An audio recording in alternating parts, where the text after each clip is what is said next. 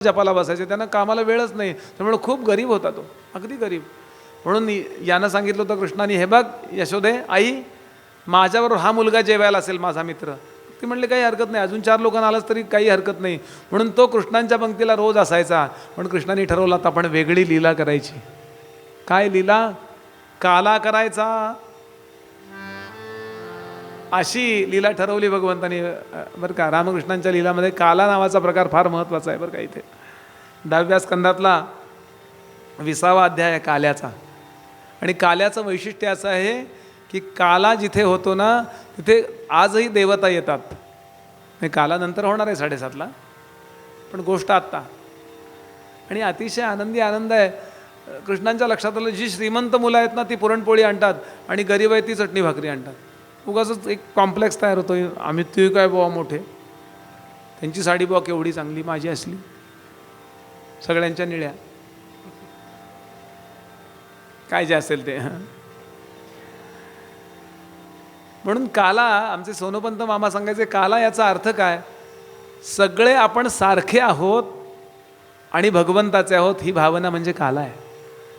कोणी श्रेष्ठ नाही आणि कोणी कनिष्ठ नाही. मी प्रवचनकार म्हणून श्रेष्ठ किंवा कनिष्ठ असं काही नाही, किंवा आपण खूप डॉक्टर इंजिनियर आहात म्हणून श्रेष्ठ नाही. सगळे आपण भगवंताचे आहोत. व्यवहारामध्ये आपल्याला जी ड्युटी मिळाली ती अवश्य करावी, पण कोणी कनिष्ठ नाही आणि कोणी श्रेष्ठ नाही. याचं द्योतक म्हणजे तो काला आहे. ह्याचं प्रातिनिधिक स्वरूप म्हणजे काला आहे. कृष्णाने सांगितलं उद्यापासून आपण एक गोष्ट करायची, एकदा नाही बरं, यानंतर कृष्ण कायम काला करायचं. सगळ्यांनी मस्तपैकी छान घेऊन आपण उद्या सगळं एकत्र करायचं बरं का, आणि ते खायचं, चालेल? सगळे म्हणले कृष्ण तू म्हणशील तसं, तुझ्यापुढं आमचं काही म्हणणं नाही. मग दुसऱ्या दिवशी सगळ्यांनी काय काय काय काय आणलं त्याची यादी. कोणी पुरणपोळी आणली, कोणी डाळिंब आणली, कोणी पेरू आणले, कोणी लोणचं आणलं. या मधुमिलीने त्याला सांगितलं होतं, हे बघ तू आमच्या घरातनं नाही आणायचं, तुझ्या घरनं आणायचं, काय आणायचं ते. हां, जेवायला माझ्याबरोबर ते ठीक आहे म्हणले, पण तुझ्या घरनं सगळ्यांचं. कसं आहे, दान महत्त्वाचं नाही आहे, योगदान महत्त्वाचं आहे. लक्षात घ्याल, सगळे एकत्र येऊन काहीतरी कार्य झालं पाहिजे, हे महत्त्वाचं आहे. आणि मध्या घरी गेला मधुमिलिंद, तो घरी गेला आणि तो म्हणला आई असं असं आहे. ते म्हणले काळजी करू नको, कालच आपल्या शेजारणीनं ताकाचं वरचं पाणी असतं ना आंबट, ताक गोड करायचं असेल तर काय करायचं, काही वेळा ताक आंबट होतं, त्यात पाणी घालून ठेवायचं, पण आंबटपणा वरती येतो, तो ओतून टाकायचा, म्हणजे मग ताक चांगलं होतं. ते आंबट ताक म्हणजे आंबट पाणी शेजारणीनं हिला दिलं होतं. ती म्हणली काही काळजी करू नकोस, मी 4 एवढे जिरे शिल्लक आहेत, तुपाचा 1 चमचाभर शिल्लक आहे एका गाडग्यात, मी त्याला फोडणी देते आणि ताकाची कढी करून देते. दारामध्ये छानपैकी कडीलिंबाचं झाड आहे. ते म्हणले काही हरकत नाही. आता त्याच्याकरता ती ताकाची कढी फारच विशेष हो. पाणी का असे ना, ताकाचं वरचं पांढरं, त्याचं कढी घेतली आणि आता हा निघाला. आता इकडं तोपर्यंत मोठ्याच्या मोठ्या पत्रावळी, एवढी ही सतरंजी आहे ना, याच्या दुप्पट पत्रावळ बनवली बरं का त्यांनी. पेंद्या व्रजा वाकड्या तनसुख बसले सगळे. त्यांनी पळसाची पानं काढली आणि भरा त्याला चोयट्या लावून आयती ताजी पत्रावळ. ज्यांनी केल्यात पत्रावळी त्यांना कळेल मी काय म्हणतो ते. आम्हाला गडावर काही वेळा पत्रावळी करायला लागायच्या, अगदी नवीन होतो मी तेव्हा 87-88 साली. आता काय गठ्ठेच्या गठ्ठे येतात. आणि अशा त्या पत्रावळी केल्या आणि त्याच्यावरती सगळ्यांनी काय काय काय काय घातलं बरं का. कुणी एवढ्या पुरणपोळ्या आणल्या होत्या, कुणी लाह्या आणल्या होत्या, कुणी अमुक आणलं होतं, कुणी भाकरी आणली होती, कुणी चटणी आणली होती. मुंबईच्या एक बाई म्हणल्या, बुवा बरं झालं तुम्ही भागवताचा कार्यक्रम काढलात, बरणीभर लोणच्याला वास यायला लागला होता. म्हणले अजिबात टाकवत नव्हतं, तुमच्या ह्या काल्यात जाऊ द्या म्हणले. म्हणून आमचे करमरकर बुवा नेहमी सांगायचे की लाह्या घ्या आणि त्या निवडा बरं आज नेऊन. दही आज संध्याकाळी लावा किंवा उद्या सकाळी लावा आणि संध्याकाळी म्हणाले कीर्तनाला येताना घेऊन या. करमरकर बुवांची काल्याची कीर्तन आपण ऐकली असतील, ठाणे मोलंडला खूप आलेत बुवा. बरं, गोड कीर्तन करायचे बुवा. मला त्यांनी समोर बसून शिकवलं गडावर असताना, मी नवीन होतो तेव्हा. सांगण्याचं कारण असं की असं सगळ्यांनी काय काय आणलं, पेंद्या व्रजा वाकड्या तनसुख सगळी मुलं बसली आणि सगळ्यांनी सांगितलं आता क्रश करायचं आपल्याला. त्या मिक्सरमधनं पोळी फिरवली ना त्याला काही मजा येत नाही, ती हाताने केल्यानंतर जी मजा येते ना. बरोबर बोलतोय ना मी?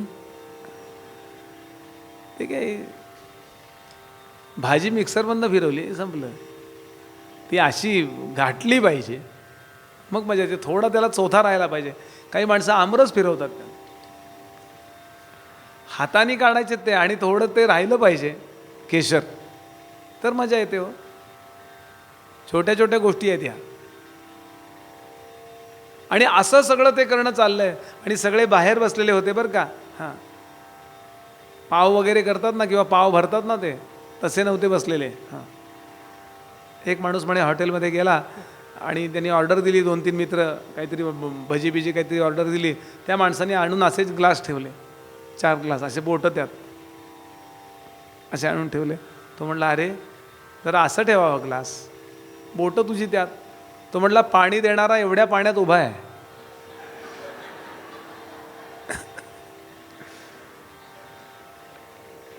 आणि त्याच्यावरती चांगलं 4 कळशा दही घातलं, दुसरी पत्रावळ झाकली त्याच्यावर आणि म्हणले आपण नाचूया, मस्तपैकी नृत्य करूया, म्हणजे आपल्याला भूक लागेल. आणि भूक लागल्यानंतर आपल्याला हे खायला मजा येईल. भूक लागली नाही ना तर नको नको करून खाण्यात काही मजा नसते. पोतं भरल्यासारखं खाण्यात काय मजा. असं टेस्ट वाटली पाहिजे म्हणून मस्तपैकी नाचूया. आणि सगळेजण नाचायला लागले बरं का. सुंदर सुंदर पद्धतीने भजनं म्हणत म्हणत नाचतात. नारायण नारायण श्रीमन्नारायण नारायण नारायण. बोला नारायण नारायण श्रीमन्नारायण नारायण नारायण. हो नारायण नारायण श्रीमन्नारायण नारायण नारायण. बोला नारायण नारायण श्रीमन्नारायण नारायण नारायण. श्रीमन्नारायण नारायण नारायण श्रीमन्नारायण नारायण नारायण. श्रीमन्नारायण नारायण नारायण श्रीमन्नारायण नारायण नारायण. ओ नारायण नारायण श्रीमन्नारायण नारायण नारायण नारायण नारायण श्रीमन्नारायण नारायण नारायण. हो नारायण नारायण श्रीमन्नारायण नारायण नारायण नारायण नारायण श्रीमन्नारायण नारायण नारायण. श्रीमन्नारायण नारायण नारायण श्रीमन्नारायण नारायण नारायण. श्रीमन्नारायण नारायण नारायण श्रीमन्नारायण नारायण नारायण. नारायण नारायण श्रीमन्नारायण नारायण नारायण नारायण नारायण श्रीमन्नारायण नारायण नारायण. पेंद्या म्हटलं थांब थांब थांब कृष्ण, आज गर्दी वाढली आहे. इथली नव्हे तिथली, आज गर्दी वाढलेली दिसतीये. कृष्ण म्हणले हो रे पेंद्या कसं काय. म्हणले पलीकडच्या इकडच्या गल्लीतनं बरं सगळे गोपच दिसत आहेत, ओळखीचे नाही आहेत, काही ओळखीचे आहेत काही अनोळखी आहेत. हे कोण कोण कुठनं आले. कृष्णाने सगळ्यांकडे एकदा पाहिलं. ते कोण होते. देव होते. ते स्वर्गामध्ये मीटिंग झाली इंद्रादी देवांची. आज भगवंत आपल्या हाताने काला भरवणार आहेत. भगवंताचा प्रसाद एकदा प्राप्त झाला की आपल्याला मनुष्य देह धारण न करता डायरेक्ट मोक्ष. म्हणजे जोपर्यंत आपण मंत्री आहोत, म्हणजे आता इथे आहोत देवलोकामध्ये, ते झालं की डायरेक्ट राष्ट्रपती किंवा काय डायरेक्ट मोक्ष. म्हणले मग आपण जाऊया तिथे मागूया. इंद्र म्हणला इतका सरळ आहे तो, अजिबात देणार नाही आपल्याला.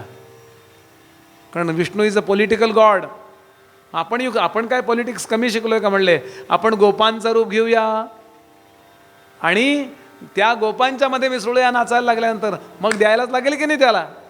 ते सगळे आले होते गोपांचं रूप धारण करून. कृष्ण म्हणले पेंद्या बरेचसे देव आहेत त्यात आणि काही गोप आहेत. पेंद्या म्हणला पण ओळखायचे कसे गोप कुठले आणि देव कुठले? ते म्हणले ताला स्वरात गातायत ना ते देव आहेत, ते नेहमी क्लासला जातात. आणि आपले आहेत ना ते बेताल आणि बेसूर आहेत. याचा अर्थ पेंद्याचा तालस्वर किती पक्का होता विचार करा. एकेकाला बाजूला काढलं तुम्ही, म्हणून दाखवा बरं राधाकृष्ण. त्यांनी राधाकृष्ण इकडं व्हा, हां हां राधाकृष्ण राधाकृष्ण गोपाल हां तुम्ही इकडं व्हा. हां असे देवदेव वेगळे काढले. त्यांना वाटलं बहुतेक आपली VIP पंगत, सगळीकडे VIP सवय आहे ना आपल्याला. आणि सगळे गोप वेगळे काढले आणि सगळे देव वेगळे काढले. कृष्णाने सांगितलं नमस्कार.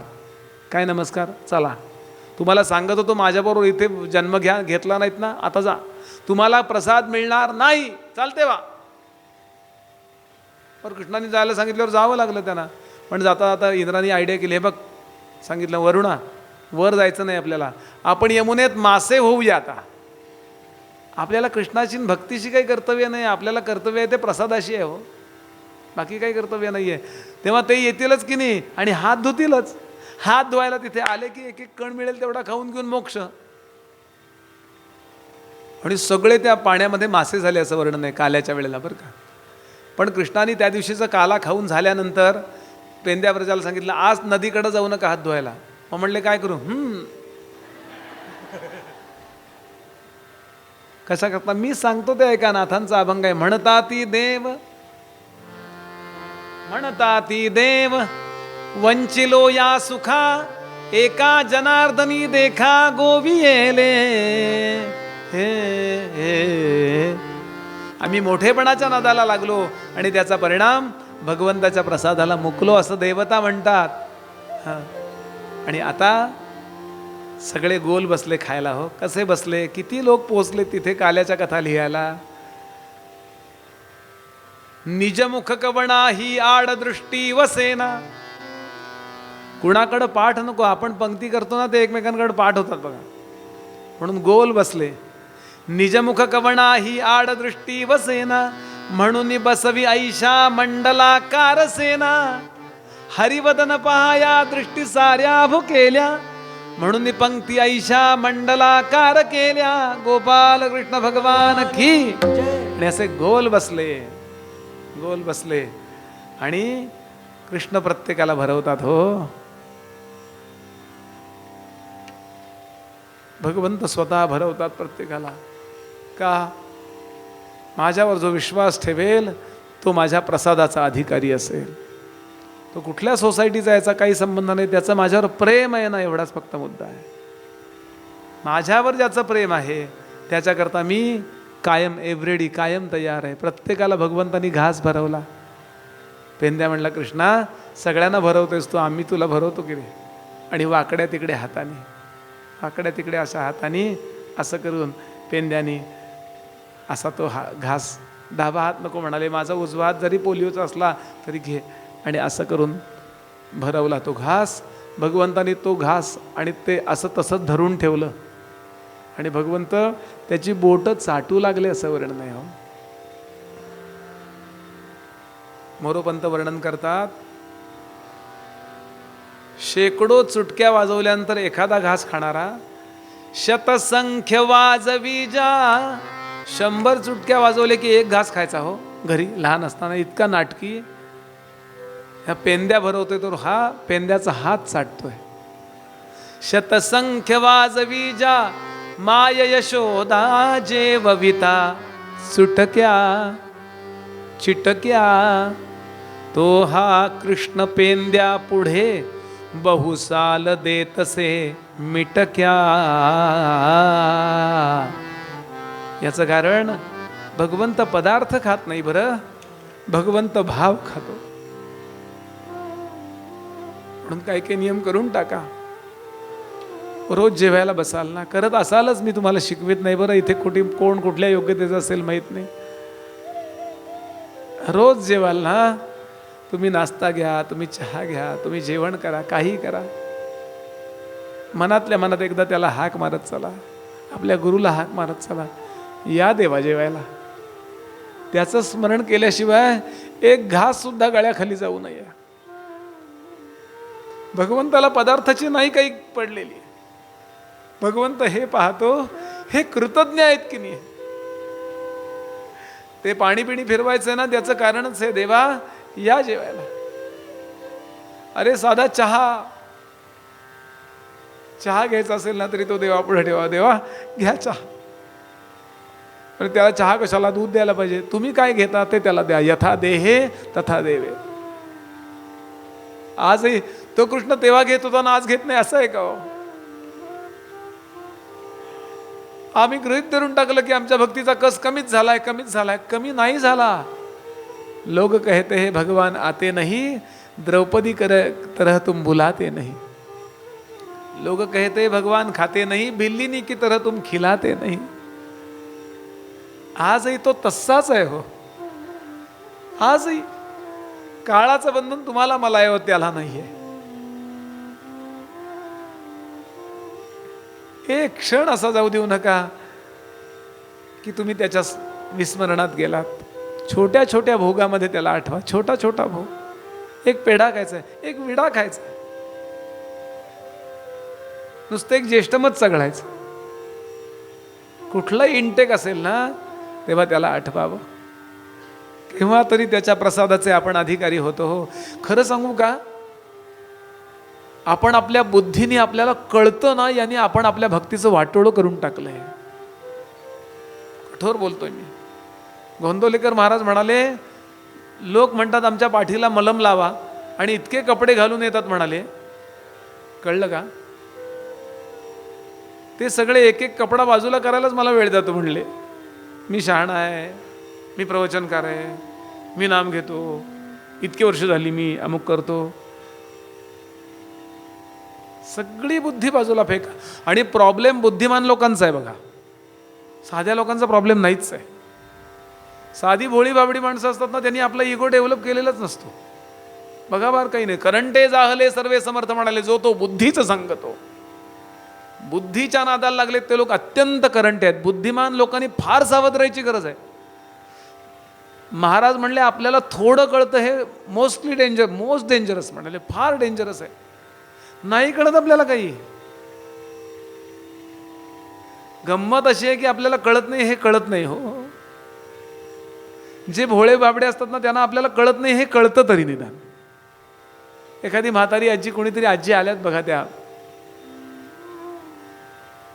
इतका मला आदर वाटला सकाळी. त्यांचं चिरंजीव आहेत, मुलगा आहे त्यांचा आलेला. इतक्या साध्या आहेत होत्या, त्या कुठेही नमस्कार करतात हो. लहान मुलगा मी, माझी आजी शोभावी, आई शोभावी. मी खरं सांगतो, अशा माणसाला देव फार लवकर पावतो.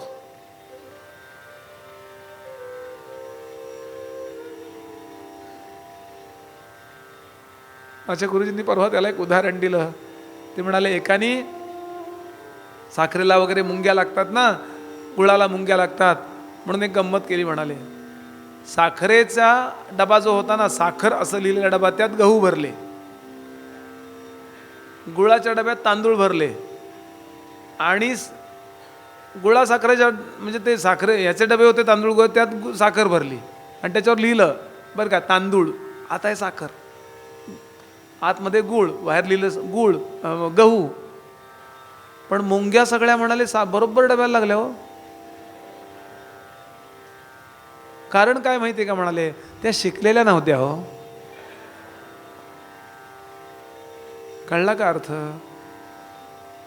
खूप सावध होण्याची गरज आहे, अत्यंत सावध. अरे एक एक गोष्टी सांगताना तुकोबांच्या डोळ्यातनं पाणी वाहत आहे हो. ही पोरं इतकी भारी आहेत. एक दिवस पेंद्या जेवायला बसला होता. एवढी कथा सांगून पुढे जाऊया. पेंद्या जेवायला बसला होता आणि जेवत होता. जेवण झालं की शेवटी ताक प्यायची पद्धत आहे.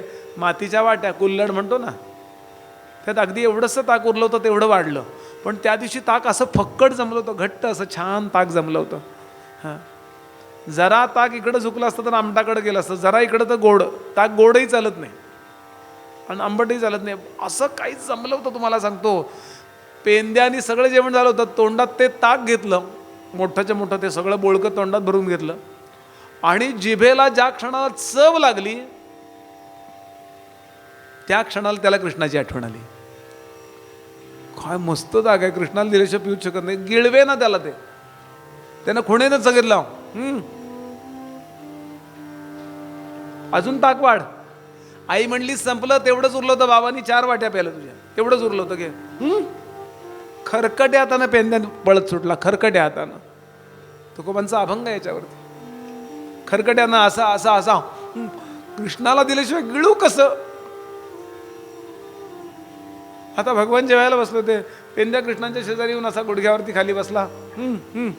आकर कृष्णा आकर. कृष्णांनी आ केला. यशोदा पाहतीये, बलराम दादा बसलेत, सगळेजण बसलेत. यशोदा पाहतीये. पेंद्यानं आता याचा चेहरा लहान त्याचा मोठा, त्यामुळे त्यानं कृष्ण म्हणे थांब, माझा थोबड लहान आहे, तुझंच मोठं आहे. तुझा अख्खी वाटी मावते, मला 4 घोट करायला पाहिजे.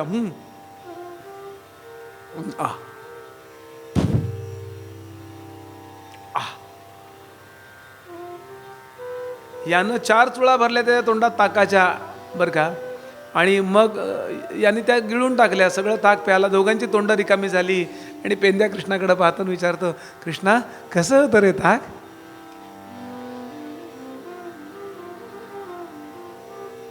कसं होतं रे ताक? काय कृष्णाने बोलावं बोला. आमचं ते स्टरलायझेशन अमकन तमकं. नवरा बायकोचं उष्ट चालतं, हे चालत नाही काय? तुकोबांनी कोरडे ओढलेत अक्षरशः. उरा लावी उर आलिंगिता कांता, संताचे भेटता अंग चोरी. तुकोबा कुठं आहेत ही लोक सगळी? कुठं आहेत ही माणसं? कृष्णाला प्रत्येक जण घासभर भरवतो, कृष्ण त्याचं बोट चाटतो. याचं एकमेव कारण, कुठेतरी व्यवहाराच्या पलीकडे या गोकुळवासियांचं नातं आहे कृष्ण.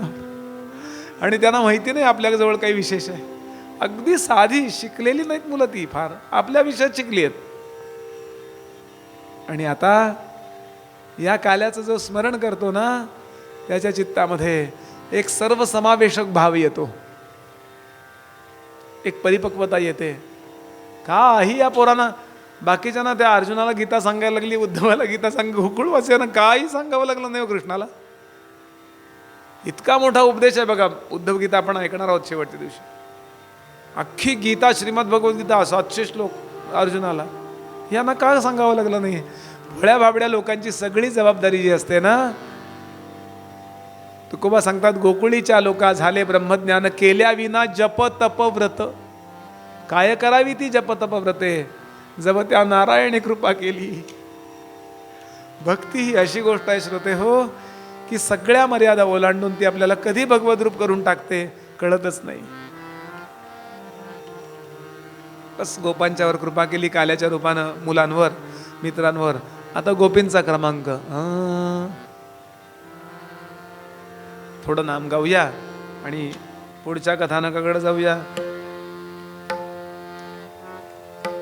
हरी बोल हरी बोल हरी हरी बोल. हरी बोल हरी बोल हरी हरी बोल. मुकुंद माधव गोविंद बोल. मुकुंद माधव गोविंद बोल. मुकुंद माधव गोविंद बोल. मुकुंद माधव गोविंद बोल.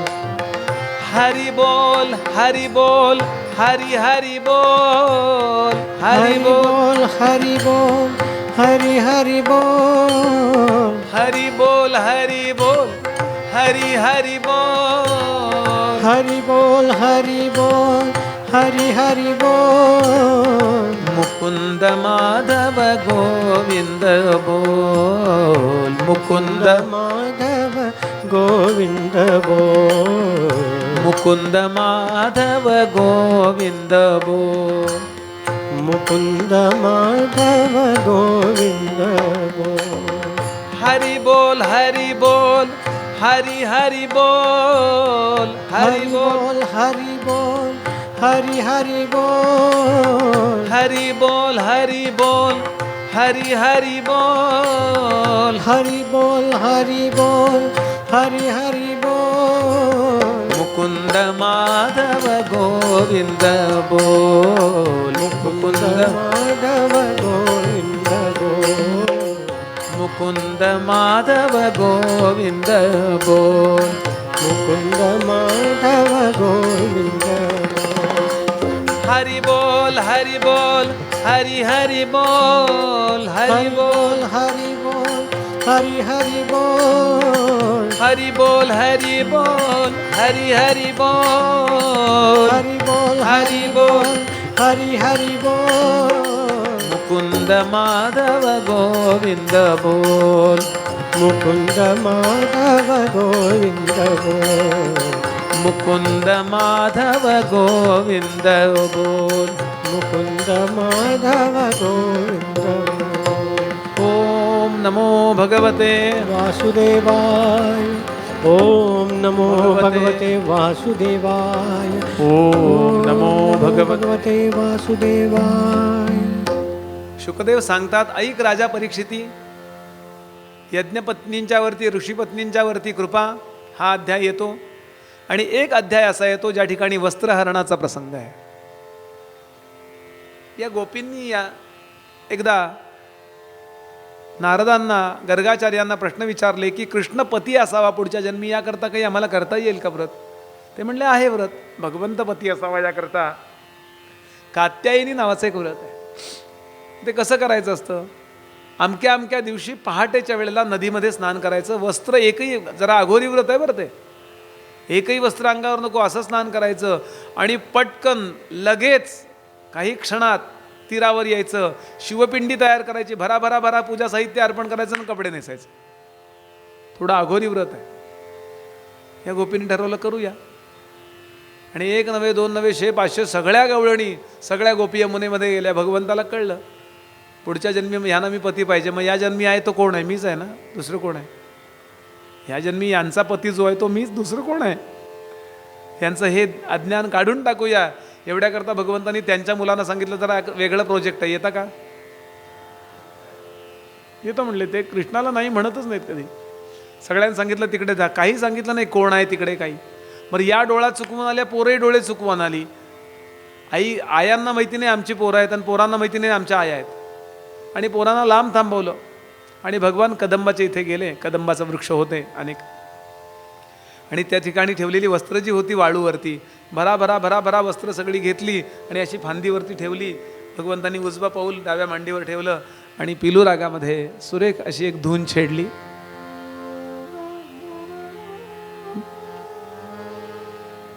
आणि या सगळ्या जणी आंघोळ करतायत. बरं, त्या सगळ्या एकमेकींच्या मैत्रिणी आहेत. भगवंताचं वय तेव्हा 7-7.5 वर्षाचंच आहे. एक गवळण म्हणली, रसिके, इतकं कृष्णाचं वेड मला लागलंय, आत्ता सुद्धा बासरी ऐकू येते, आता रात्री 2 वाजता तो बासरी वाजवायला इथे येणार आहे का? दुसरी म्हणली, मला पण येतीये, म्हणजे आला का काय, त्याचा काही भरोसा नाही कधी कुठे येईल. कृष्ण म्हणले, बरोबर ओळखलात, आय एम हिअर. लगेच त्या पाण्यामध्ये डुंबल्या. अशा चांदणं आहे, आपण दिसू नये, पटकन चेहरे. कृष्णा, बाहेर आलो ना तर चांगली श्रीमुखात देऊ तुझ्या. अशा पद्धतीने स्त्रियांची चेष्टा करतात का?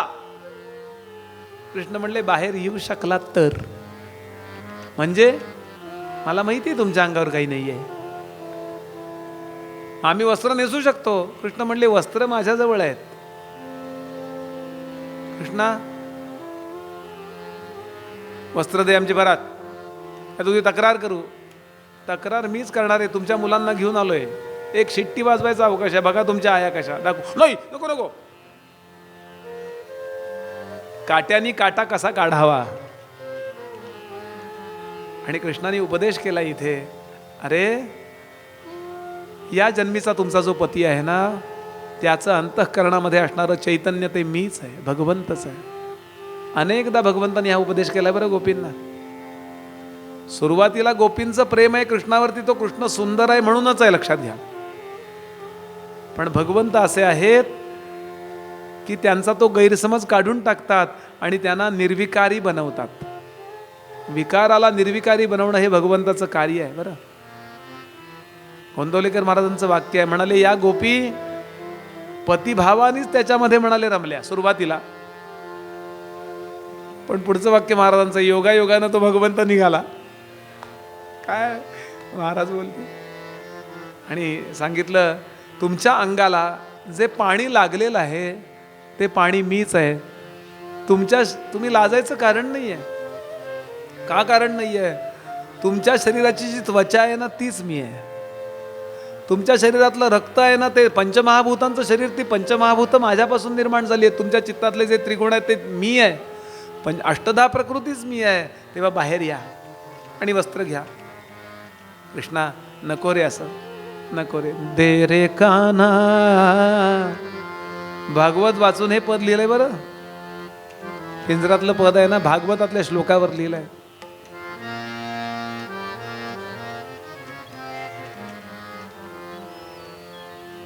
कृष्ण म्हणले लवकर या, सूर्योदय व्हायची वेळ जवळ आली. शांडिल्य इत्यादी सगळे आंघोळीला येतील. मुलांना बोलवू, शिट्टी मारू? नाही नाही कृष्णा, लवकर बाहेर या, लवकर लवकर लवकर. आजपर्यंत व्रत म्हणून आपलं शरीर अत्यंत पवित्र ठेवलंय बरं.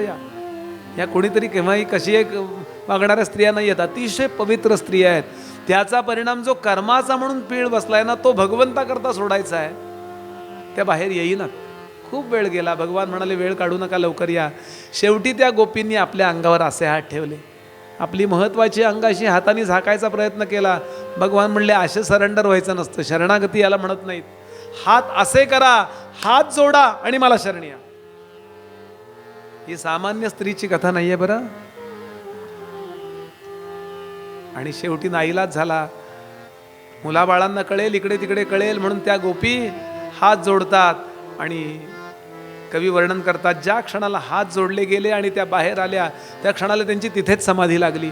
हात जोडिता बंधन तुटले, हात जोडिता बंधन तुटले, आता जीवाला मी पण कुठले, आता जीवाला मी पण कुठले, आत्म्याने जणू परमात्म्याला, आत्म्याने जणू परमात्म्याला अर्पण केली कुडी ही दे कान्हा चोळी लुगडी.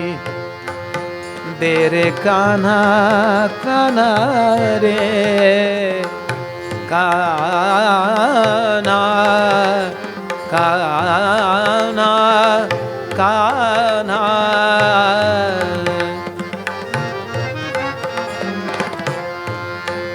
दे रे कान्हा चोळी लुगडी. ही सामान्य गोपीची कथा नव्हे श्रोते हो. जीव आणि आत्मा यामध्ये जीवाला 8 बंधन आहेत. सविस्तर मी आता पाहणार नाहीये तो मुद्दा, पण त्याचा थोडासा अर्थ बघून घेऊया.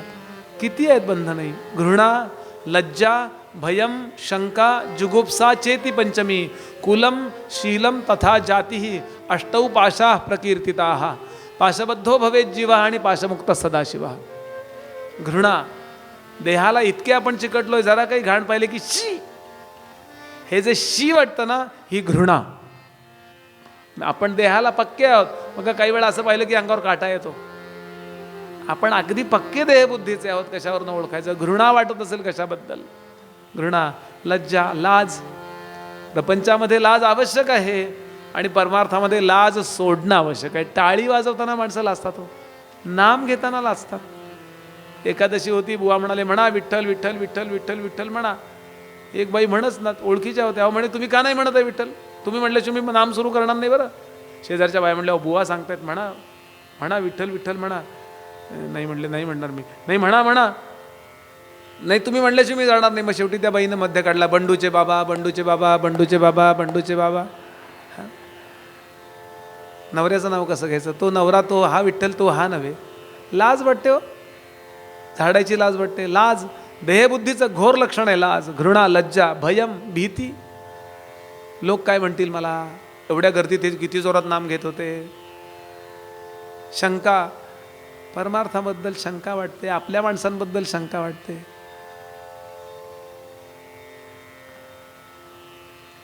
विवेकानंदांनी आयुष्यभर शंका घेतल्यात, म्हणून निर्विकल्प समाधीची चावी लपून ठेवली आहे. गुरुबद्दल शंका घेतली, गुरु गेले. ठाकूर गेले. काय म्हणले असतील विवेकानंद, आता चितेवर जर माझे गुरुजी उठून बसले तर ते खरे, ते शेवटी उठून बसले चितेवर, आता तरी मान मला म्हणाले, मग गेले.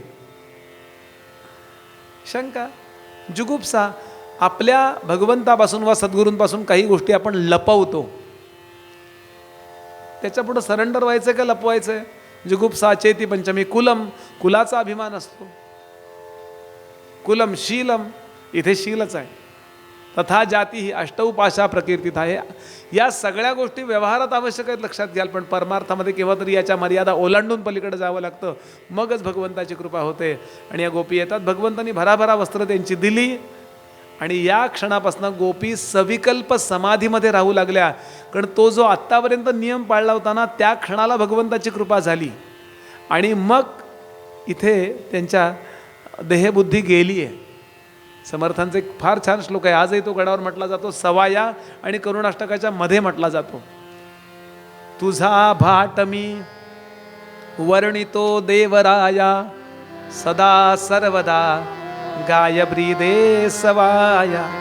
महाराज दे अंगीचे वस्त्र आता, बहुजीर्ण झाली देहे बुद्धी कंथा. आपलं खरं वस्त्र देह नाही हो, खरं वस्त्र आपली आत्मबुद्धी आहे. म्हणून आपल्या देहबुद्धीची चोरी करतो, हे वस्त्रहरण भगवंताला अपेक्षित आहे इथे.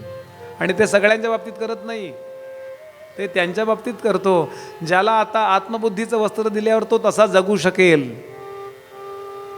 व्यवहारासारखा राहतो, पण देहाला मी समजायची अजिबात चूक करू नका, हे सांगणारी कथा. यानंतर गोवर्धन पूजेची कथा येते. एक दिवस असंच भगवंतांनी पाहिलं,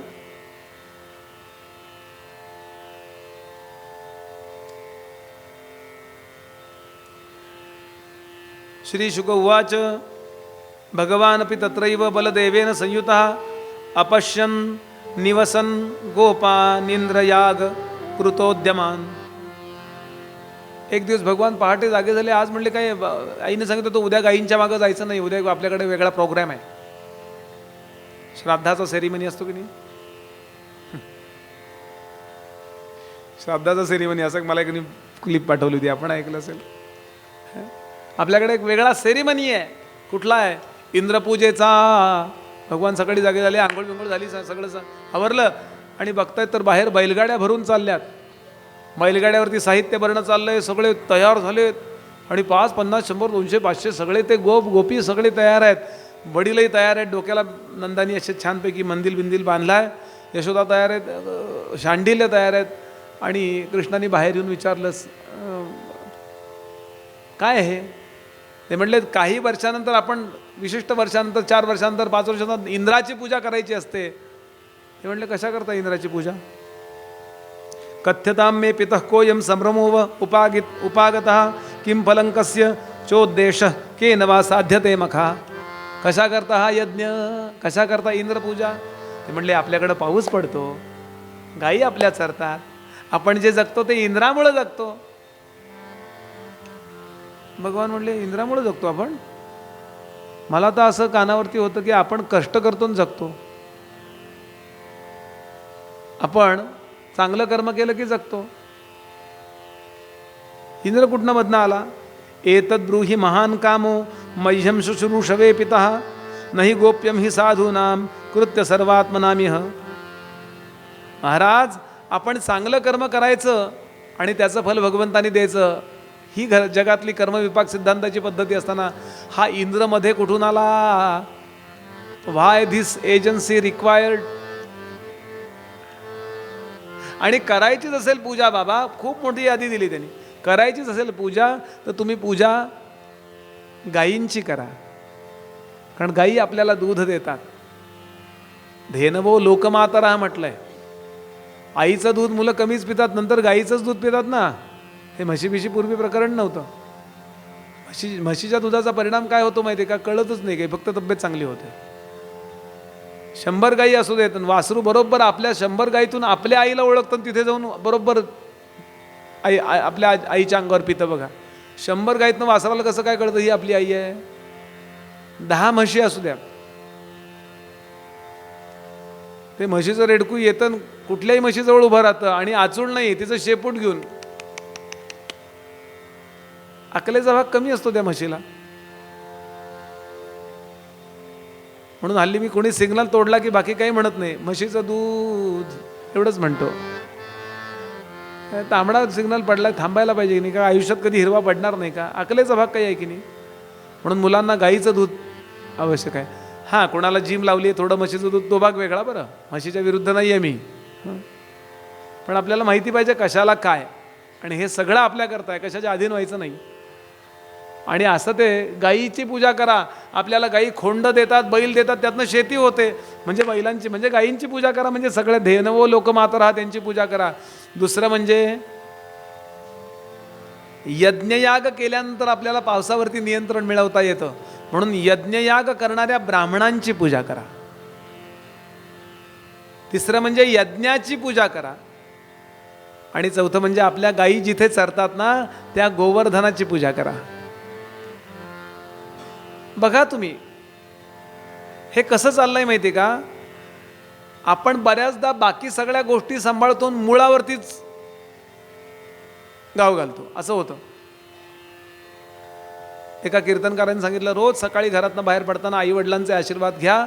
या जगामध्ये फक्त आई वडीलच असे आहेत की ते तुम्ही कसं वागले तरी आशीर्वाद देतात. आशीर्वाद घेत चला बरं का. एका पोलीस ऑफिसरनं ऐकलं आहे, आणि तो असा लेफ्ट राईटने शिकला होता. शिस्त, सकाळी बरोबर 7ला परेड म्हणजे परेड. त्यानं घरी आल्यावर सांगितलं, काल मी त्या व्यवस्थेवर होतो ना कीर्तनाच्या बाहेर, मला उभं केलेलं होतं त्या गर्दीच्या कंट्रोल करता. त्या कीर्तनकार बुवानी महाराजांनी सांगितलं, आई वडिलांना नमस्कार करत जा. आई वडिलांनी सांगितलं, हे बघा बरोबर 6:30ला मी ऑफिसला जातो, हातपाय तोंडून इथे खुर्चीवर येऊन बसायचं, मला नमस्कार करायचा असणार. तुम्हाला वेळ उशीर झाला तर याद राखून राहा, कारण त्या कीर्तनकार बुवानी सांगितलं. आता या नमस्काराला काय अर्थ आहे का? आम्ही बऱ्याचदा या उपासना अशा करतो, आणि म्हणून केव्हा तरी भगवंताला ते क्लीन करायला यावं लागतं. तुकोबांचा अभंग आहे ना, झाडू संतांचे मार्ग, आडराणी भरले जग. पंढरपूरच्या वारीला एक जण निघाला, आई वडिलांचा अपमान करून निघाला. त्या संस्थांमध्ये त्याचे, तिथे जे संस्थान आहे तिथे त्याचे नातेवाईक, तिथे त्याचे मित्र होते. ते म्हटले, तुम्ही या, तुम्हाला दर्शन देतो आम्ही, काही काळजी करू नका, तुम्ही आमचे VIP आहात. आमचे गुरुजी सांगतात, तुम्ही संस्थेचे VIP असू शकता, पांडुरंगाचं VIP कोण आहे? आई वडिलांचा अपमान करणारा. पांडुरंगाचा VIP कोण आहे? पांडुरंग तिथे आलेत का आधी? हा आधी कृष्ण आहे बरं का. द्वापाराच्या अंती तो तिथे येऊन थांबला का? तो रागावलेल्या आपल्या पत्नीला रुक्मिणीला, ती तिथे येऊन थांबली आहे, तिची समजूत काढायला मागणं आलाय, आणि रुक्मिणीला विसरला. आणि इतकं गोड गाणं त्याच्या कानावरती आलं. एक झोपडी होती, त्या झोपडीमध्ये गोड गाणं म्हणत होता, पायचे पितो माय पित्यांचे, करू द्या ही चाकरी, विठ्ठला उभे राहावं. इतकं गोड गाणं म्हणतोय. अहो, तो विसरला तिकडे, आणि आई वडिलांना पांडुरंग रुक्मिणी पाहणारा कोण आहे म्हणून त्याच्या दर्शनाला येऊन तिथे थांबला. आषाढ महिना, एकादशी आहे, मी पाऊस मी म्हणतोय, चिखल सगळीकडे, आणि हा त्या झोपडीमध्ये असे 2 पोती टाकलेली गरीब होता होतो. त्याचं नाव पुंडलिक. आणि तो बिचारा गरम अशा विटा करून त्या आईबाबांचा अंगशिक, थंडी मी म्हणतीये. इतक्यात पांडुरंग आले उभे असे दाराशी, असे पाहतात, कोण आहे तो मुलगा, कोण आहे तो मुलगा? पांडुरंग म्हणले, अरे माझं स्वागत करणार? आता याची पंचायत झाली.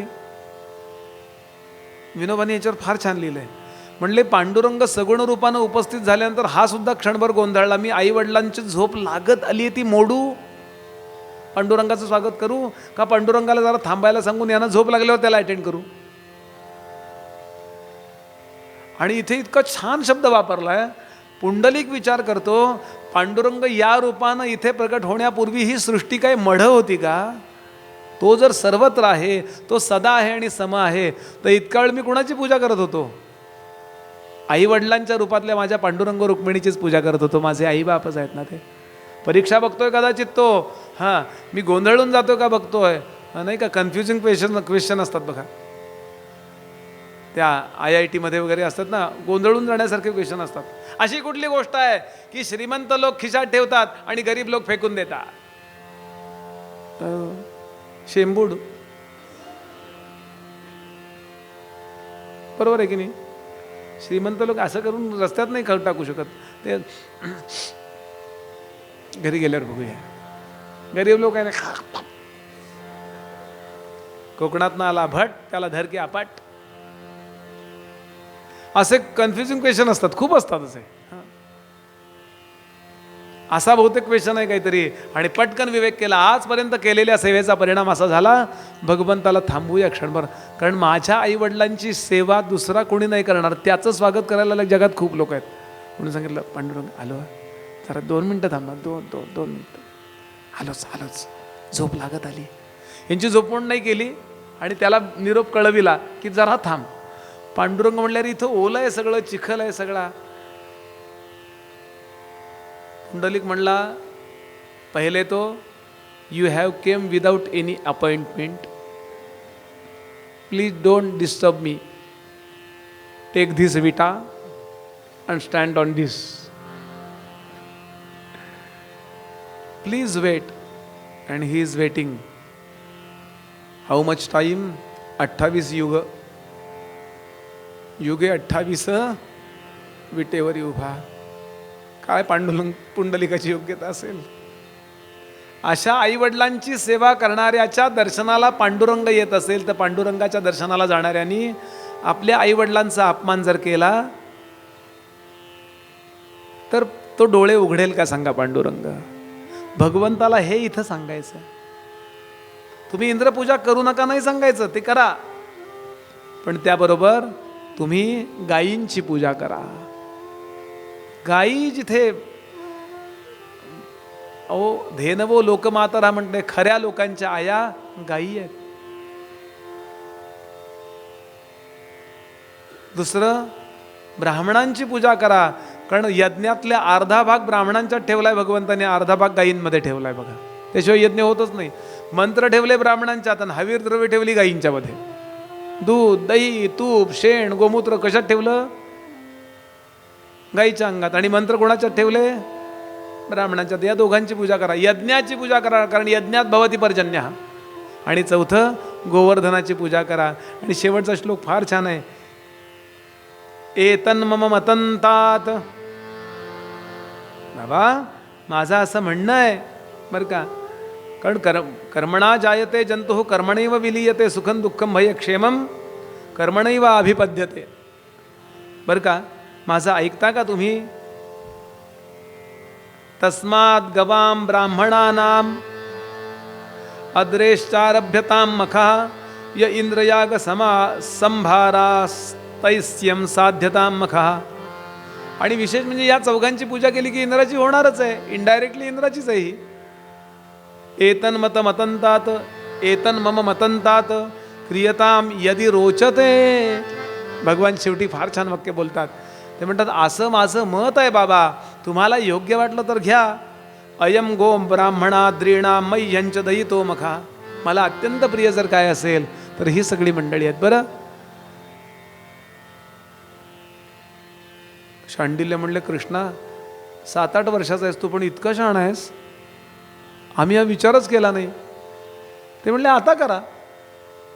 इतक्या वर्षात नाही केला, मग आताही करायचं नाही असं कशाला? इथून पुढे विचार करा.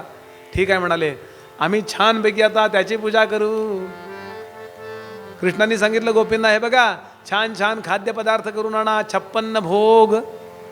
त्या गोवर्धनाची पूजा करताना इतके सगळे भोग असतात बरं का, 56 प्रकारचे भोग. आणि शक्यतो इथं मला खूप आवडलं, नाही तर काही काही ठिकाणी काय करतात, गोवर्धन मांडतात आणि इतके ते सगळे पदार्थ ठेवतात आणि माझ्या अगदी जवळ असतात होते. आणि ते सगळं बघत बघत मला 3.5 तास कसं मला आवरावं लागतं. आता बरं आहे, प्रद्युम्नाला मी धन्यवाद देतो. हां, सांगण्याचं कारण असं की खायला प्यायला मस्त आणा म्हणाले. गोपींनी चेहरा टाकला, म्हणले कुठेही जा म्हणले, रांधावाडा उष्टी काढा आहेच आमचं म्हणाले. काय म्हणले, सगळीकडं आम्हाला त्रास आहेच आहे. भगवान म्हणले, तसं नाही आहे, तुमचं रांधावाडा उष्टी काढा नुसतं नाही आहे, त्यानंतर मस्तपैकी तुम्ही फेर धरायचा आहे, मिरवणूक आहे, चांगल्या प्रकारचे कपडे, उत्तमोत्तम वस्त्र, दागिने घालून या आणि मिरवायचं. हां म्हणले मग चालेल. भगवंताला सगळ्यांची मानसिकता माहिती आहे, कोणाला काय आवडतं हे भगवंताला माहिती आहे. आणि भगवंत सगळ्यांना सांगतात चला. आणि गोवर्धनाच्या आजूबाजूला शेकडो जोड्या बसवल्या, अशी कथा आहे इथे. गोवर्धन पर्वताच्या इथे शेकडो जोड्या, नवरा बायको नवरा बायको नवरा बायको अशा जोड्या बसवल्या. त्यांच्या मुलांना सांगितलं तुम्ही त्यांचे असिस्टंट, त्यांना काय पाहिजे ते द्यायचं, आचमन केल्यावर उठायचं नसतं. आणि पुष्कळ घरामध्ये जातो ना आम्ही पूजेला वगैरे, ते आचमन करतात, वात पाहिजे म्हटल्यावर उठतात, चालल्या, अरे आता परत आचमन करा. एकदा बसल्यावर म्हणून कोणीतरी असिस्टंट आवश्यक आहे तिथे. आणि भरा सगळं साहित्य. आणि गोवर्धनाची पूजा केली. धूपमाघ्रापयामी दीपंदर्शयामी, सगळं व्यवस्थित झालं. आणि भगवंतांनी सांगितलं समोर जे पदार्थ आहेत ना, चकल्या, शेव, चिवडे, लाडू, रव्याचा लाडू, बेसनाचा लाडू, रवा बेसन मिक्स लाडू, मोतीचूर लाडू, बुंदी लाडू, कुठला आधी फोडू, त्यातनं बाहेर कसा पडू, हे सगळं उत्तम दाखवा म्हणाले नैवेद्य. आणि छानपैकी असं करून नैवेद्य दाखवला. डोळे मिटा, डोळे मिटले सगळ्यांनी. आणि भगवंतांनी शेकडो ताटल्यांमधले जे पदार्थ होते ना, ते आपल्या जवळच्या योगमायेच्या सिद्धीने उडवले. 2-4 चकल्या उडवल्या, म्हणजे तिथल्या गुप्त गेल्या. 2 लाडू, थोडासा चिवड्याचा घास, हां सगळं. आणि कुणाला कळलं नाही, सगळ्यांनी डोळे मिटले होते. आणि सगळ्यांनी डोळे उघडून पाहिलं, अरे कृष्णा, अरे कुठं गेलं? कृष्ण म्हणले तुम्ही कुणाला अर्पण केलं? गोवर्धनाला. गोवर्धनाने खाल्लं. खातो तो, मग तुम्ही काय त्याला दगड समजलात का काय? त्यात देवता आहे. आज या लोकांवर त्या गोवर्धनाबद्दल या सगळ्यांच्या मनात इतकं प्रेम बसलं, यांच्या अंतःकरणामध्ये एकदम श्रद्धा जागी झाली. 5000 वर्षापूर्वी भगवंतांनी सांगितले गोवर्धन देव आहे. आज सुद्धा गोवर्धनाची परिक्रमा करणारे लोक आहेत आणि लाखो लोक आहेत. 2-4 नव्हे, एकदा आम्ही दोघं सापडलो होतो त्या परिक्रमेत. बरोबर आहे ना गोविंदराव? आता सगळं भागवत झालं, आम्हाला काही काम नव्हतं म्हणून आम्ही म्हटलं चला, सकाळच्या वेळात यज्ञ चालू होता आणि म्हटलं चला सकाळच्या वेळात आपण दर्शन घेऊन येऊया. वृंदावनला गेलो होतो कथेला, म्हणून दर्शनाला बाहेर पडलो. नेमकी त्या दिवशी गोवर्धन परिक्रमा होती. अरे 10 मिनिटाच्या कामाला आम्हाला 4 तास लागले घरी यायला, इतकं गर्दी सापडलं. काय श्रद्धा आहे हो. भारताला तारलं जर कोणी असेल तर श्रद्धेने तारलं, लक्षात घ्या. म्हणून श्रद्धा ज्यांनी वैराण होईल असं कधी बोलू नका. जुन्या श्रद्धांवर आघात करू नका. पण श्रद्धा ही ताकद आहे. वाटेल ते करता येतं श्रद्धेने, वाटेल ते. म्हणून श्रद्धा ज्यांनी वाढेल असंच ऐका. अंधश्रद्धा नको, बरोबर आहे, पण श्रद्धा असायला पाहिजे ना, डोळस. ठाकूरांना एकदा प्रश्न विचारला, म्हणले अंधश्रद्धा? ते म्हणले अंधश्रद्धा नावाचा प्रकारच नसतो. मिसगायडिंग वर्ड.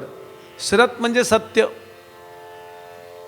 आणि सत्य अवधारणात बुद्धीचा श्रद्धा. सत्य धारण करणाऱ्या बुद्धीला श्रद्धा म्हणतात. म्हणाले ती अंध कशी असेल? ठेवण्यापूर्वी विचार करावा हे बरोबर आहे म्हणाले, पण एकदा ठेवली ज्ञानोबांवर, तुकोबांवर, समर्थांवर, गोंदवलेकर आपल्या स्वामींवर, अशक्य ते शक्य करतील स्वामी. एकदा श्रद्धा बसली, संपला विषय. मी माझं कर्तव्य उत्तम करीन, 1. कुणाचं वाईट चिंतन करणार नाही, 2. आणि स्वामींना विसरणार नाही, 3. कर्तव्यात चुकलात की कृपा होणार नाही, लक्षातच ठेवायचं बरं का. अर्जुनाला कशाला नाही ते सांगितलं असतं कर युद्ध? तू भगवान म्हणले असते ना, आहे ना तुझी माझ्यावर श्रद्धा, मग तू घरी जाऊन TV बघ, मी करतो युद्ध. नाही. नियतं कुरु कर्मत्वं कर्मज्यायो ह्यकर्मणः.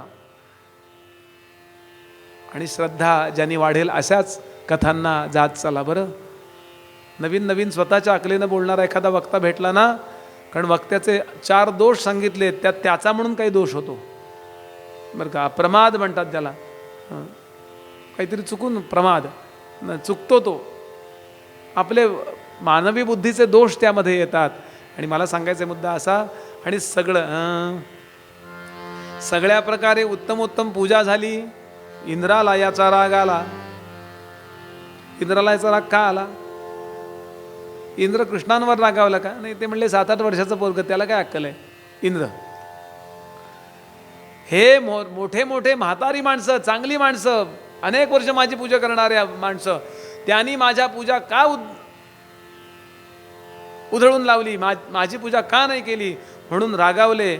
श्री शुक उवाच इंद्रस्तदात्मनः पूजां विज्ञाय विहता नृप गोपेभ्य कृष्णनाथेभ्यो नंदादिभ्यश्चुकोपसा. नंदादी लोकांवर तो रागावला आणि त्यांनी काय केलं, गणन सांवर्तकम नाम मेघानाम चांतकारिणाम इंद्र प्राचोदयत क्रुद्धो वाक्यम चाहेश मान्युत. सांवर्तक नावाच्या मेघांना, सांवर्तक नावाचे मेघ आहेत ना, ते फक्त प्रलयात वापरायचे असतात. कधी काय वापरायचं ठरलंय, पहिल्या दिवशी अणुबॉम्ब टाकायचं नाही. आणि त्या सांवर्तक मेघांना सांगितलं गोकुल का नामो निशान मिटा दो. आणि काय विचारता, नभ मेघानी आक्रमिले, नभ मेघानी आक्रमिले, नभ मेघानी आक्रमिले, नभ मेघानी आक्रमिले मो, नभ मेघान आक्रमिले, नभ मेघानी. निकाल फार अवघड आहे वाजवायला. म्हणून जगात सगळ्यात अवघड वाद्य झांज आहे बरं का. कधी काय वाजवायचं नुसतं असं नाही. ते ज्यानं झांज वाजवतं ते त्यांना कळेल कुठल्या तालाला कशी झांज वाजवायची. धिन धिन धात्रक तू ना कत्तीन धगित्रक धीना, याला कसं वाजवाल, कत्तीन धागित्रक धीना धिन धिन धात्रक तू ना कत्तीन धागित्रक धीना धिन धिन धात्रक तू कत्तीन धागित्रक धीना धिन धिन धात्रक तू कत्तीन धागित्रक धिन धिन. नभ आक्रमिले, नभ मेघानी आक्रमिले, तारांगण सर्व ही व्यापून गेले, तारांगण व्यापून गेले. धो धो धो धो पाऊस सुरू झाला. साड साड साड साड अहो एवढा मोठा टपोरा. नभ मेघानी आक्रमिले, तारांगण सर्व ही व्यापून गेले, नभ मेघानी आक्रमिले. कड कड कड कड शब्द करोनी, कड कड कड कड शब्द करोनी, कड कड कड कड कड कड कड कड कड कड कड कड शब्द करोनी, शब्द करोनी, शब्द करोनी, कड कड कड कड शब्द करोनी.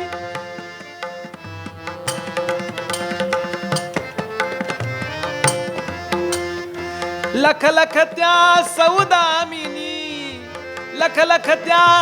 वीज कडकडून पडतीये सगळीकडे.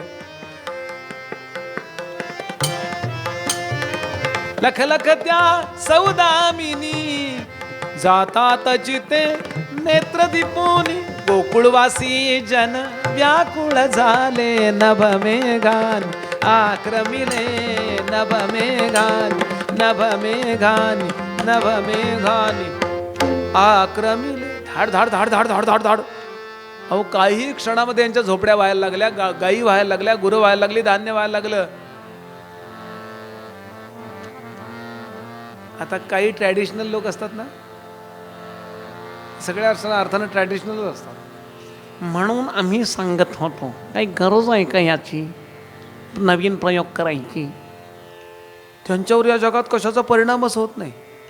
एकदा म्हणाले पलीकडच्या ब्रह्मांडातल्या लोकांनी पुणे जिंकलं, पुणे जिंकलं आणि पूर्ण पुण्यावरून ते त्यांचं एलियन्स आहेत ना परग्रहावरचे, त्यांचं असं ते हेलिकॉप्टर, त्यांचं ते मोठं असे ती तबकडी फिरायला लागली लक्ष्मी रोडवरनं. मराठी शिकलेवरनं अनाऊन्स, आता पुणे आमचं झालं, सगळ्यांनी आम्हाला शरण या. खालून गोखले आजोबा, पार्किंग मिळते का बघ लक्ष्मी रोडला आधी. काही लोकांना नवीन प्रयोग नको असतात, विनोद आहे बरं का. कुणी गोखले असेल तर रागवू नका बरं का कुठली.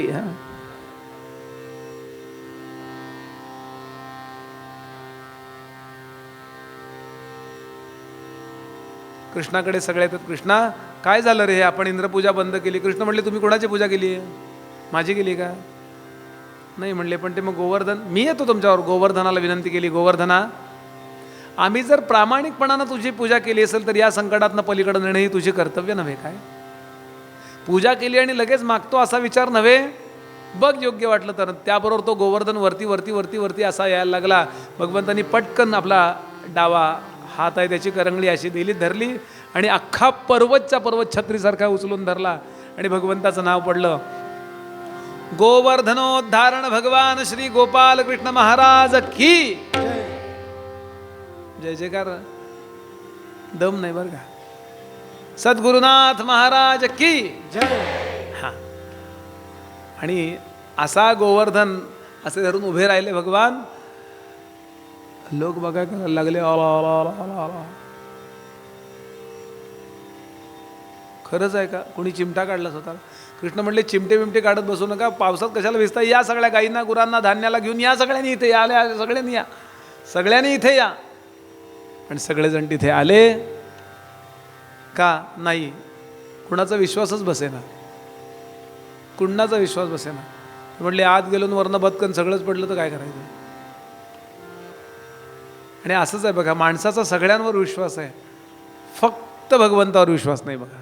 आहे की नाही? एफडीवर विश्वास आहे, मेडिसिन्सवर विश्वास आहे, नातेवाईकांवर विश्वास आहे, सरकारवर विश्वास आहे, सगळ्यांवर विश्वास, फक्त देवावर विश्वास नाही. म्हणून कुणी आत जाईना, शिकले सवरलेले कुणी आत जाईना. मग कोण गेले?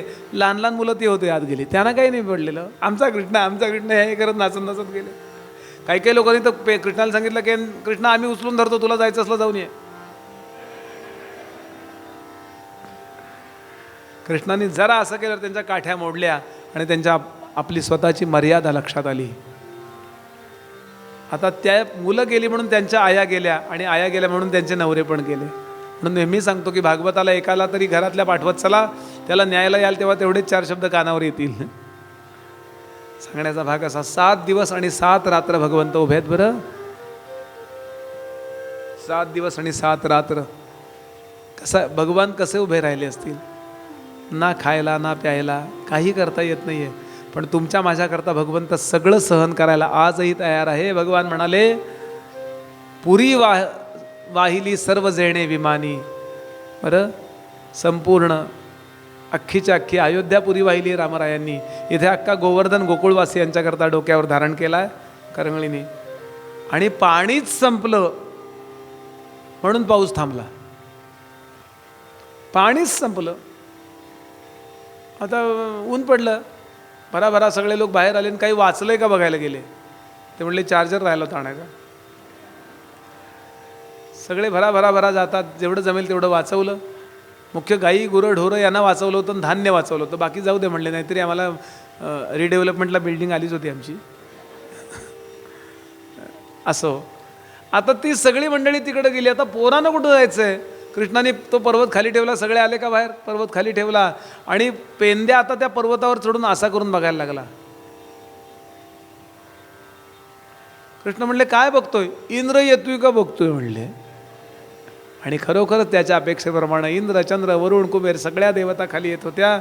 इंद्र समोर आले आणि इंद्राने काय केलं? मस्तकावरचा मुकुट काढला स्वतःच्या आणि तो कृष्णांच्या पायावर ठेवला आणि हात जोडून इंद्र उभा राहिला आहे. भगवंतानी इंद्राकडे पाहिलं आणि एखादा फॅक्टरीचा मालक फॅक्टरीच्या मॅनेजरला ताणेल अशा पद्धतीने भगवंतानी इंद्राची अशी तुम्हाला सांगतो तंत्रिफिकेशन केली आहे. इंद्रा, अक्कलेचा भाग आहे की नाही काही?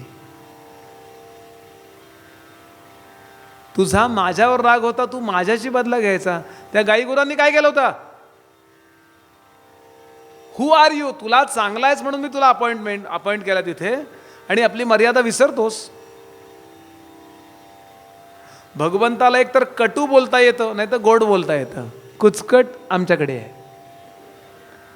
भगवंत कटू बोलतात, नाही तर गोड बोलतात. कुचकट नाही. गंमत भाग सोडून द्या, पण भगवंत बघा, आपण पूर्ण भगवंताचं वचन आहे का? एक तर ते खरं आहे ते बोलतात कटू, नाही तर गोड बोलतात. कुचकट नाही. आज भागवताला वाटतं आज कुठं दिवस उगवला, अजून नाही. अरे गीता बोलायला आरंभ केलाय भगवंतानी, पहिल्यांदा शिव्या वापरल्यात. अनार्यजुष्टम स्वर्गीय मकीर्तिकरम अर्जुन क्लैब्य क्लैब्य इतकी वाईट शिवी नाही पुरुषाला, म्हणजे षंडा नपुसका. भगवान घाबरत नाहीत, लोक मला काय म्हणतील, कठोर बोलतात नाही तर गोड बोलतात.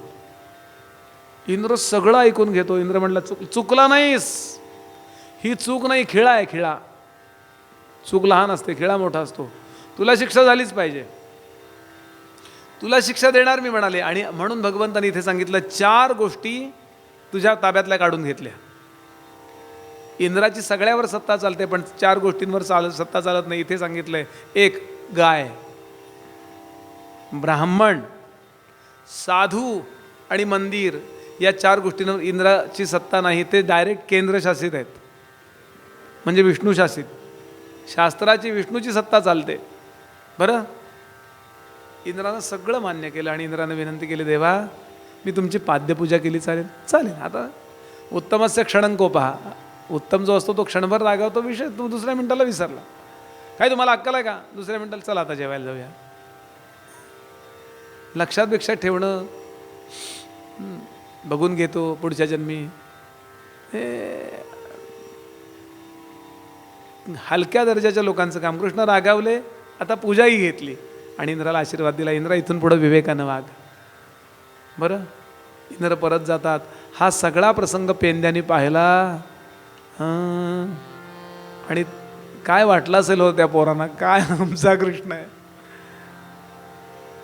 आणि आता कृष्णाने ठरवलं गोकुळातली शेवटची लीला करायची, ती म्हणजे रासलीला. एवढा एक 10-15 मिनिटात प्रसंग पाहायचा आणि थांबायचं. बरं, इतकं बरं वाटलं.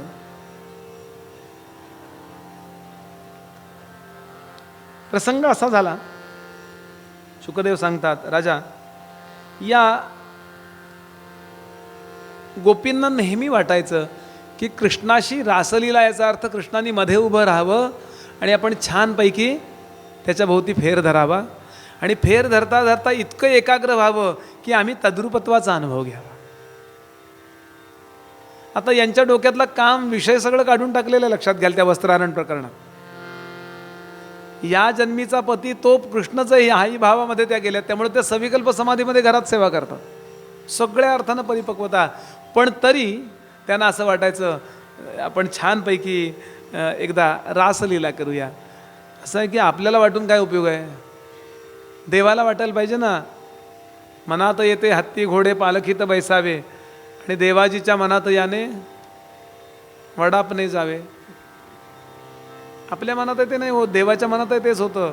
पण आज मात्र भगवंतांनी विचार केला, गोकुळ साफ झालं, पूतना संपली, अपवित्रता संपली, बक्क म्हणजे दंभ संपला, अघ म्हणजे पाप संपलं. सगळ्या अर्थानं हे गोकुळ पवित्र झालंय. आता एकरस असा भगवंताचा अनुभव घेऊया, देऊया. आणि म्हणून भगवान वृंदावनामध्ये येऊन उभे राहिले. वृंदावनामध्ये कुठे, एका नदीच्या काठी एका झाडाखाली, कदंब वृक्षाखाली येऊन उभे राहिले. आणि तो प्रसंग परवा कोजागिरी पौर्णिमा आहे ना, झाली ना, तो होता बरं का. आणि प्रभूंनी बासरीवरती एकेकाची एक एक धून वाजवावी सुंदर अशी. आणि ती जी धून आहे ना, ती ज्या गोपीच्या नावे वाजवली ना, तिलाच ऐकू जावी. थोडक्यात मिस कॉल.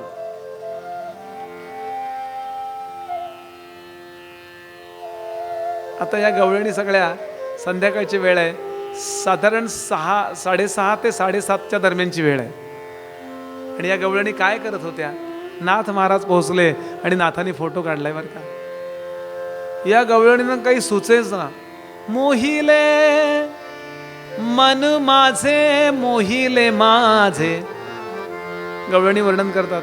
हरी तुझ्या मुरलीच्या पायी रे, कृष्णा तुझ्या मुरलीच्या पायी रे, मन मोहिले माझे, हरी तुझ्या मुरलीच्या पायी रे, मन मोहिले माझे.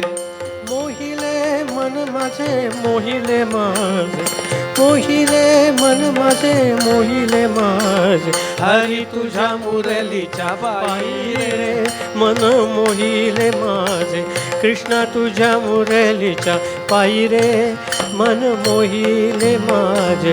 डोळ्यामध्ये कुंकू, कपाळी काजळ, डोळ्यामध्ये कुंकू. संध्याकाळचं स्नान झालेलं आणि आरशासमोर तयार होत होत्या. आता कुंकू लावायचंय, हळद लावायची आहे, काजळ लावायचंय, पण समोर जे रंग होते, पिवळे हळद, तांबड्या रंगाचं, लाल रंगाचं कुंकू, काळ्या रंगाचं काजळ, कानावरती बासरी पडल्यावर या सगळ्या गोपींना कलर ब्लाइंडनेस आला. कळेच ना.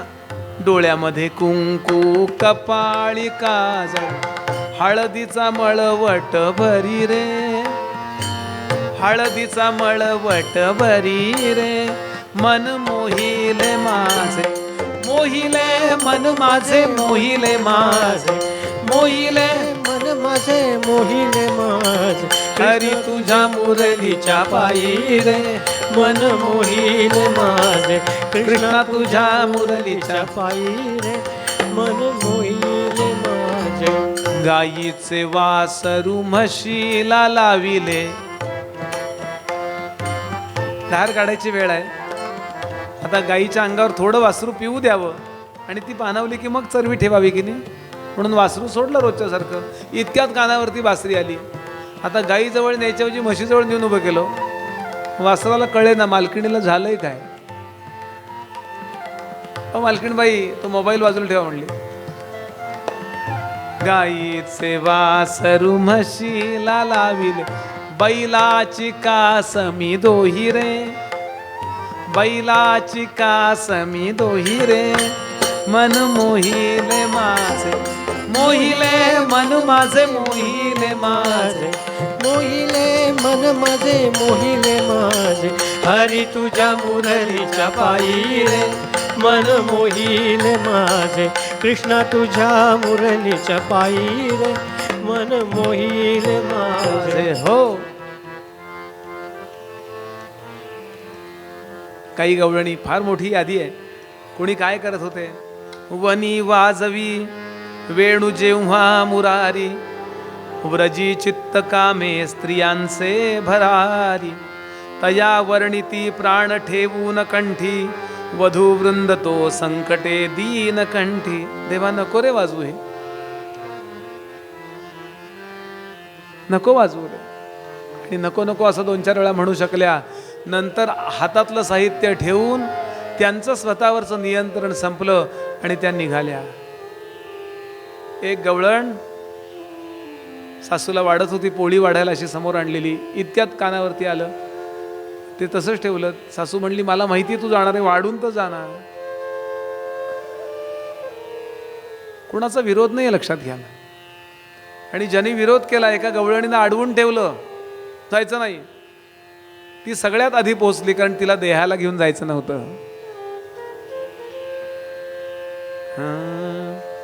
आणि सगळ्या जणी तिथे जाऊन पोहोचायला निघाल्या. या गल्लीतून 5-50, त्या पेठीतून 2-4, असं करत करत 100-500-1000 भर गोपी जेव्हा निघाल्या. या क्षणाला शुकदेव थांबले.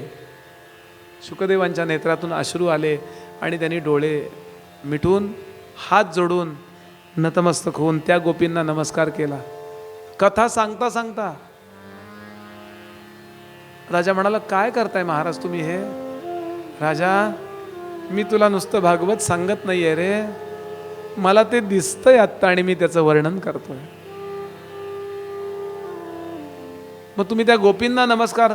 नाही रे, त्या गोपींना नमस्कार करायची योग्यता नाहीये माझी.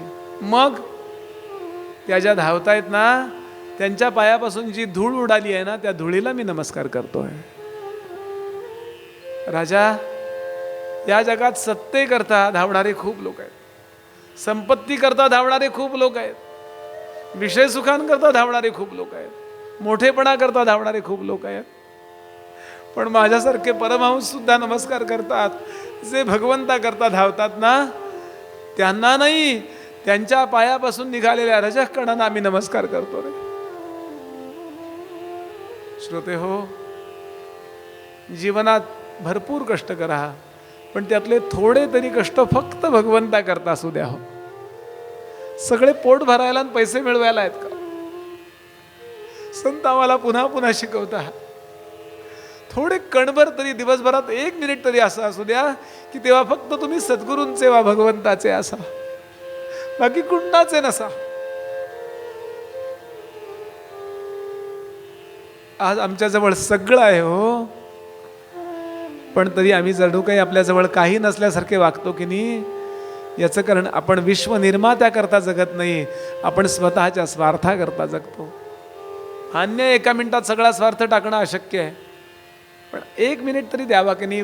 ज्ञानोबा म्हणाले, अर्जुना यया दिसा माझारी मोटके तरी का अर्जुना ऐसे करी. मोटके निमिषभरी देत जाय. निमिष म्हणजे डोळ्याची पापणी मिटून ना उघडते एवढ्या वेळेला निमिष म्हणतो. त्यावेळेला फक्त तुम्ही भगवंताचे व सद्गुरूंचे असं 1 क्षण द्या. आणि खरोखर शुकदेवांना नमस्कार करावा वाटलं म्हणजे त्या गोपींच्या धावण्याला काय अर्थ असेल विचार करा. सगळ्या गोपी धावत धावत आल्या आणि कुठे आल्या, त्या येऊन थांबल्या कृष्णाच्या भोवती. कृष्णाने आपलं लक्षच नाही असं दाखवलं आणि एकदम सगळ्या जणींना पाहिलं. स्वागतम वो महाभागा. वा वा, सगळ्या महान स्त्रियांनो तुमचं स्वागत असो. कशाला आला होता तिकडे? महान अटकी आहे बरं का तो. घरी जा बरं. कशा? अच्छा, कोजागरी पौर्णिमेची शोभा बघायला आलात का? थोडा वेळ बघा आणि घरी जा. रात्रीची वेळ आहे ना, बाहेर थांबू नये असं स्त्रियांनी. 7च्या आत घरात. हे काय डासांकरता नाही, आपल्याकरता आहे. घरी जा बरं. कशा? गवळणी सांगतात, नाही कृष्णा, आम्ही तुझ्याबरोबर नृत्य करायला आलोय. छे छे छे छे, घरी जा बरं. कशा? शोभतं का तुम्हाला तुमच्यासारख्या घरंदाज स्त्रियांना हे वागणं बोलणं? पूज्य डोंगरेजी महाराज सांगायचे, भगवंत असं पहिल्यांदा का म्हणाले? भगवंत असं का म्हणतात परत जा? याचं कारण वैराग्यानं ज्या वेळेला आपण पहिल्यांदा देवाकडे जायला लागतो, काहीतरी प्रपंचात कटकटी होतात, काही होतं, आणि आपण पहिल्यांदा वैराग्यानं भगवंताकडे जातो ना, त्यावेळेला भगवंत नेहमी सांगतो काय? तुम्ही माझ्याकडे येऊ नका, मग कुठे या? तुम्ही तुमच्या प्रपंचात परत जा. म्हणून सामान्यतः आपण देवाकडे गेलो की देव आपले प्रपंचातली संकट दूर करायला लागतो. का दूर करतो माहिती आहे? आपण परत प्रपंचात जावं म्हणून. सहजासहजी देव कोणाला लावून घेत नाही हो. जा परत, तुम्हाला काय पाहिजे ते देतो, जा. काय पाहिजे? घर पाहिजे, हे घर घ्या. गाडी पाहिजे, ही गाडी घ्या. आरोग्य पाहिजे, हे आरोग्य घ्या. सुख पाहिजे, हे सुख घ्या. प्रतिष्ठा पाहिजे, हे प्रतिष्ठा घ्या. पैसा पाहिजे, पैसा घ्या. पण घरी जा, नका माझ्याजवळ येऊ. भगवंताचं स्वच्छ वचन आहे. तुम्ही इच्छा घेऊन जर माझ्याजवळ आला असाल, तुम्हाला परत प्रपंचात जायचंच आहे. तुम्ही माझ्याकरता आला असाल, 2 शब्द आहेत, इच्छा पूर्ती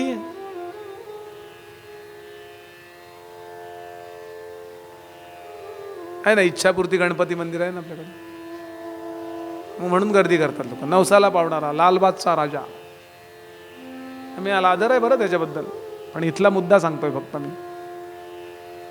इच्छा पूर्तीमध्ये सुख आहे आणि इच्छा समाप्तीमध्ये शांती आहे, हे वाक्य लक्षातच ठेवा.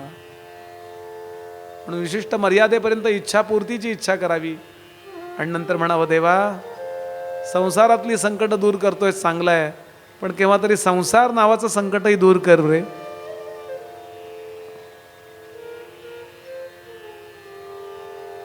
भगवान म्हणले परत जा. गोपी म्हणाले, कृष्णा आम्हाला काही कमी आहे म्हणून इथं आलो नाहीये. संत्यज्य सर्व विषयांस्तव पादमूलम.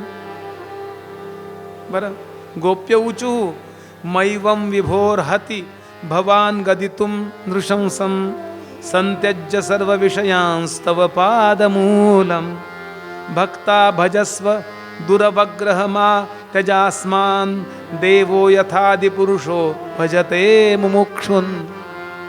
देवा, घरी ती स्त्री जाईल ज्या स्त्रीच्या अंतःकरणामध्ये अजून विषय वासना शिल्लक आहे. तू सांगतोयस पतिसेवा करा, अमुक करा, तमुक करा, मान्य आहे सगळं, पण पतिसेवा करायला ती स्त्री जाईल जिच्या चित्तामध्ये कामविकार शिल्लक आहे. भगवान म्हणले तुमच्या चित्तात काम नाही कशावरनं? बघ ना, आमच्या चित्तात बरोबर मध्यभागी तू आहेस, आतनं बघ आजूबाजूला तुला चित्तात आमचं काम दिसतोय का? दिसतोय? भगवान म्हणले तसं असलं ना तरी सुद्धा उपदेश हाच आहे की शक्यतो मार्गाधारे वर्तावे, विश्व हे मोहर लावावे, अलौकिक न व्हावे, लोकाप्रती जावर घरी कशा मुलाबाळांचं करा, सासू सासऱ्यांचं करा, अमुक करा तमुक करा. ज्या स्त्रीला अजून भगवंत भेटला नाही आहे ना तिच्याकरता पती हा परमेश्वर आहे, पती हा भगवंत आहे. बरं, भगवंतांनी इथे पातिव्रत्याचा म्हणजे आपला धर्म नीट करण्याचा उपदेश केलाय. बरं, माझे गुरुजी नेहमी सांगतात की असं कुठलं सिरियलमध्ये बघायला मिळणार नाही, पती हा परमेश्वर असं कुठलं सिरियल मला सांगतो? ते म्हणाले प्रत्येक पत्नीकडे बघताना, आपल्या पत्नीकडे बघताना प्रत्येक पतीनं विचार करावा, जगदंबेचं माझ्या घरातलं हे रूप आहे, मी तिला संतुष्ट ठेवलं पाहिजे.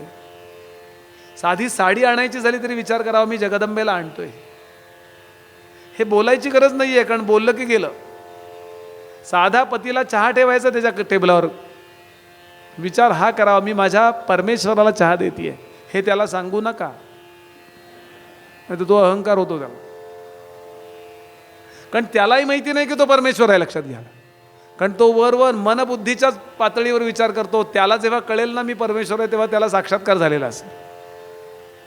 हे कळलं तरी आणि नाही कळलं तरी इट्स अ फॅक्ट, असंच आहे. भगवंतांनी सांगितलं अशी सेवा करावी. जा बरं घरी. कशा? गोपी म्हणाल्या कृष्णा आमच्या चित्तात कणभरही वासना नाही आहे. अरे हो, पण तरी पतिसेवा करायला पाहिजे की नाही? ते म्हणले कृष्णा तुला काय वाटतं फक्त तूच चांगला बोलू शकतोस, तुला गोष्टी सांगता येतात, आम्हाला येत नाही असं वाटतं का? आम्ही गेल्या जन्मी भागवतकारच होतो. एक गोष्ट सांगतो ऐक. एक नवरा बायको होते. कृष्ण म्हणले सांगा, मला गोष्ट फार आवडते, सांगा. त्या दोघांचं एकमेकावर अत्यंत प्रेम होतं. म्हणले इंटरेस्टिंग, दुर्मिळ असतं जरा ते. किती प्रेम! जर कदाचित त्या नवऱ्याला गावाला जायची वेळ आली ना तर बायको रडायलाच लागायची, जाऊ द्यायची नाही. असं 12-15 वर्षात तो कधी गावाला गेला नाही. सतत ती त्याची सेवा करते, तो तिची काळजी घेतो. पण एकदा असं आलं कुठून तरी कोर्टाचं कुठलं तरी काही महत्त्वाची तारीख लागली आणि त्याला गावाला जायचं आहे. स्वामी वरदानंद भारती ही कथा नेहमी सांगायचे. म्हणाल ती अशी उभी होती स्वयंपाकघराच्या दाराशी, अशी उभी होती. एक हात असा होता आणि एक हात असा होता. पूर्वीच्या काळी अशा खूप 50-25 बांगड्या भरायची पद्धत होती ॲक्युप्रेशर करता, बरं का. इथं लसिका नावाच्या ग्रंथी असतात, तिथे सारखं असं असं लागून आपण उत्साहित राहतो. त्या बांगड्या हातामध्ये असल्या की काय उत्साह असतो, बरं का. आपल्या कान आहे, नाक आहे, ज्या काही ॲक्युप्रेशरचा संबंध आहे तिथे. आणि असं ती उभी होती आणि इतक्यात त्यानं वाचून दाखवलं, ऐकलं का ग, मला अगदी आता जावंच लागणार आहे. ते जावंच लागणार आहे एवढं वाक्य संपेपर्यंत ती त्या दुःखानं इतकी बारीक झाली की तिच्या डाव्या हातातल्या सगळ्या बांगड्या खाली पडल्या आणि फुटल्या. अरे बापरे, इतकं दुःख झालं तुला? काळजी करू नको, मी माझ्या कुठल्या तरी मित्राला पाठवतो, मी जाणार नाही. असं म्हटल्यावर ती इतकी जाडी झाली की अशा हात होता त्या बांगड्या फुटल्या म्हणे. अतिशयोक्ती अलंकार आहे हा. इतकं प्रेम होतं, पण एकदा नाईलाजानं त्याला गावाला जावंच लागलं. त्यानं विचार केला माझी बायको जगू शकणार नाही, म्हणून तो गावातल्या एका तैलचित्रकाराकडे गेला. पूर्वी तेलाच्या रंगाने चित्र काढायची पद्धत होती, तेव्हा इतके फोटो बिटो भानगड नव्हती, त्यामुळे फार अप्रूप, फार श्रीमंतांच्या घरी फोटो असायचे, बरं का. गरिबांच्याकडे फोटो बिटो काही नाही, श्रीमंत लोकांकडे फोटो. हा गेला, जवळचे पैसे खर्च केले आणि त्या तैलचित्रकाराला सांगितलं माझा छान फोटो काढ. बसून दाखवलं त्यांनी. मग त्यांनी असा आउटलाईन काढले आणि तो फोटो आणून दिला, काचेच्या तावदानामध्ये बसवला, म्हणजे फ्रेम केला आणि आणून त्या बायकोला, त्या नवऱ्यांनी तो फोटो दिल्यावर तिला इतकं, अगं बाई तुमचा फोटो, आता मी कशी तरी 8-15 दिवस काढेन, काही हरकत नाही, तुम्ही आता जा. कृष्णा आता ते गेले, तो नवरा गावाला गेला. ही विचार करते नसला म्हणून काय झालं, माझा नवरा, त्याचा फोटो आहे ना अगदी प्रतितो आहे.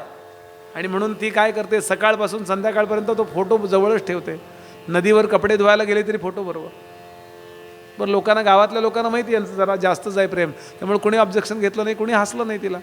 घरी आली, आता नाश्ता करायचा, उपीटाच्या 2 डिश भरते, दोन्ही आपणच खाते, पण एक त्या फोटोसमोर ठेवते आणि त्यांच्याशी गप्पा मारते. जरा तिखट झालंय का, जरा आळणी झालंय का, जरा अमुक झालंय का. दुपारच्या जेवणाच्या वेळेला सुद्धा असा घास त्यांच्या तोंडासमोर नेते. बरं, रात्रीच्या वेळेला झोपताना त्या बेडवरती अंथरुणावरती तो फोटो आपल्या शेजारी झोपवते आणि त्याच्यावर अर्ध पांघरून घालते. कृष्ण म्हणले, वा, खूप छान गोष्ट आहे. असं होता होता सकाळी पूजा करते, उदबत्ती दाखवते, दिवा दाखवते, त्या फोटोला अत्तर लावते, फूल वाहते, सगळी पूजा छान करते.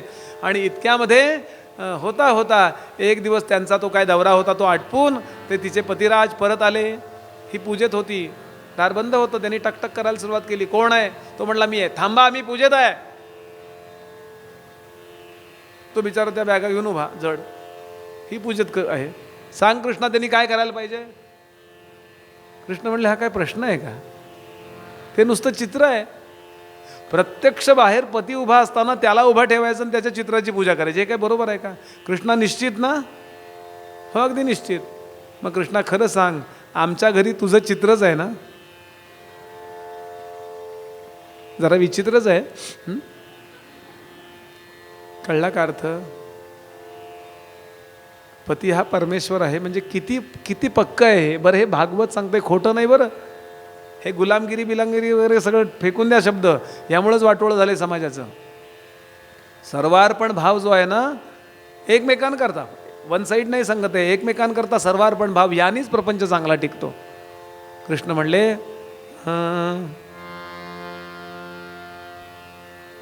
मग कृष्णा, आमच्या देहाचा पती तिथे आहे आणि आमच्या जीवाचा पतीच आमच्या समोर उभा आहे.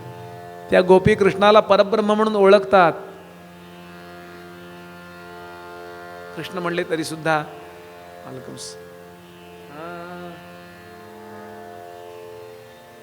दे रे दे ना दे ना. कृष्णा,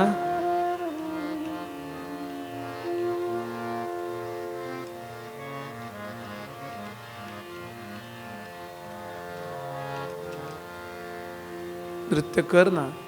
कृष्ण म्हणले, परत जा, परत जा, पुन्हा पुन्हा परत जा, असं म्हणतात. आणि मग मात्र या गोपी थरथर थरथर कापतात. डोळ्यातून अश्रुधारा व्हायला लागल्या आणि पायाच्या अंगठ्यानी जमीन उखणू लागल्या. त्यांच्या मुखातनं काय आलं? समर्थाने एक छान अभंग लिहिलाय. कृष्णा, आम्ही जातो परत, आमची चोरलेली वस्तू परत दे. हे दयाळुवा, हे दयाळुवा, हे दयाळुवा, हे दयाळुवा.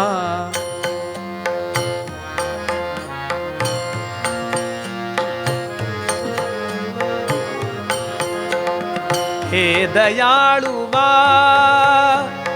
स्वामी यादवा. हे दयाळुवा,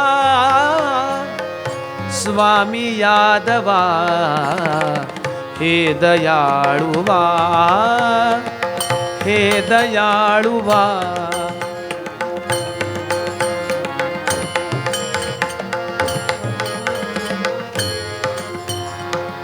प्रथम कामला लाविली सवे. कृष्णा, प्रेमाची, तुझ्या सहवासाची का सवय लावलीस रे? आणि आता नाही नाही म्हणतोस, बरोबर आहे. प्रथम कामला लाविली सवे, मग उपेक्षणे योग्य ते नव्हे. हे दयाळुवा, हे दयाळुवा, हे दयाळुवा.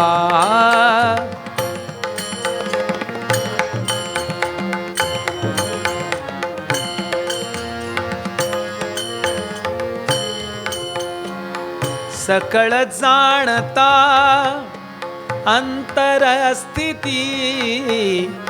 सकळ जाणता, कळतंय ना कृष्णात सगळं तुला?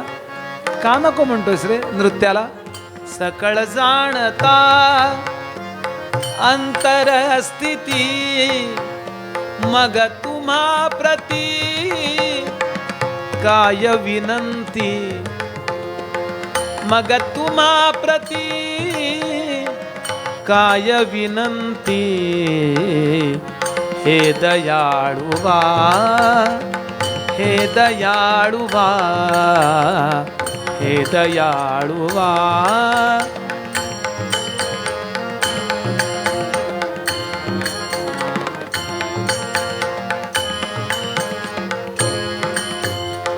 दास तुमची वाट पाहतो, दास तुमची वाट पाहतो, दास तुमची वाट पाहतो.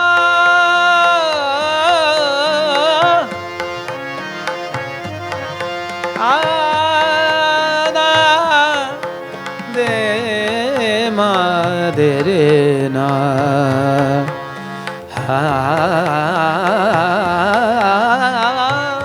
हे ना, हे ना.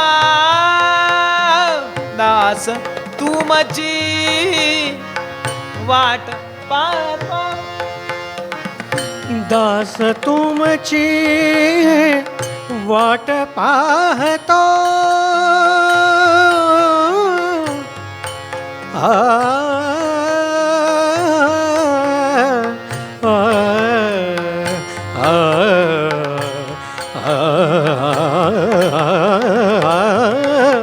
आ, आ,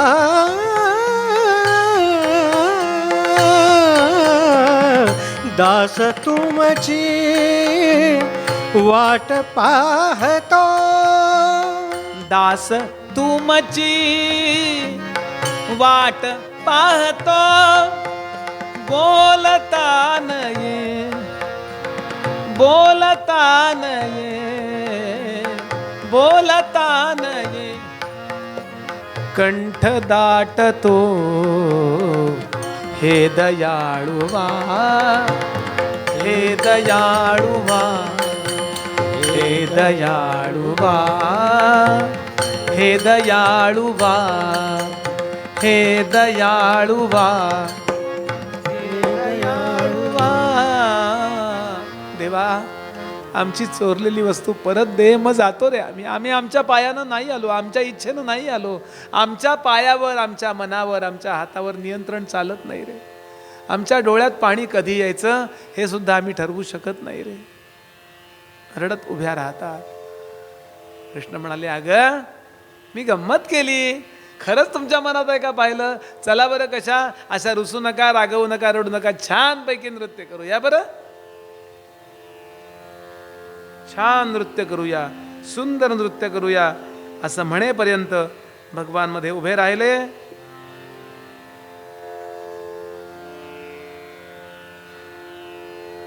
आणि नृत्याला सुरुवात झाली. नृत्याला सुरुवात झाली आणि गोपी एक 4 फेर झाले असतील. गोपींच्या मनात आलं, मग नाही नाही म्हणत होता, आला की नाही नाचायला?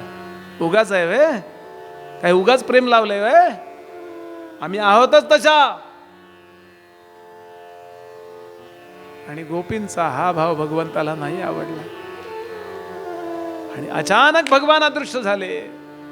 शुकदेव सांगतात, ऐक राजा परीक्षिती, काय सांगू तुला. ज्या क्षणाला भगवंत अदृश्य झाले आणि भगवंत निघून गेले हे कळलं गोपींना, त्या क्षणाला गोपींच्या मुखातनं हाय चुकलो आम्ही, चुकलो आम्ही अशा अर्थाचे उद्गार आले नव्हे, हत्तीणींच्या चित्काराची उपमा शुकदेव देतात. आणि यानंतर गोपींच्या मुखातून असामान्य असं काव्य बाहेर पडलंय, त्याचं नाव गोपीगीत. श्रोते हो, संपूर्ण भागवत हे वेदांचं फल सांगितलंय, वेद तरुचे मधुर फळ. पण त्या भागवताचं फळ ही रास पंचाध्यायी आहे. आणि त्यातलं शिखर जर काय असेल, त्यातलं हार्ट जर काय असेल तर हे गोपीगीत आहे. आणि वर्णन असं आहे, हे गोपीगीत गोपींनी मारवा रागात म्हटलंय बरं का. मारवा राग हा विरहाचा राग आहे. बोरकर नावाच्या गुरुजींनी गोव्याला असताना मला शिकवला हा राग. मला शिकवायला यायचे, ते रोज कथेला यायचे, खूप चांगले गातात. फारच काय कंट्रोल आहे 12 स्वरांवर, 22 श्रुतींवर, बारीक बारीक बारीक सगळं असे ओळीनं स्वर लावतात. असा पाण्यासारखा आवाज खेळतो. हा खूप वर्ष झाली हा राग समजावून. ते म्हणाले, बुवा हा आईबाप नसलेला राग आहे बरं. पंचम पूर्ण वर्ज आणि षड्ज जवळपास वर्ज. आईबाप नसलेल्या मुलांची अवस्था कशी होते ना, तशी अवस्था झाल्यानंतर जे फिलिंग येतं ते या रागाने येतं. म्हणाले, धनी रे धनी धरे गरे म गरे रे ग म ध ध ध ध म गरे नी ध म धनी रे धनी धरे गरे म गरे ध म गरे ग म धनी रे. पंचम पूर्ण वर्ज आणि सा सापडत नाही अशी अवस्था. सापडत नाही ते कसा शोधेल? चाचपडत.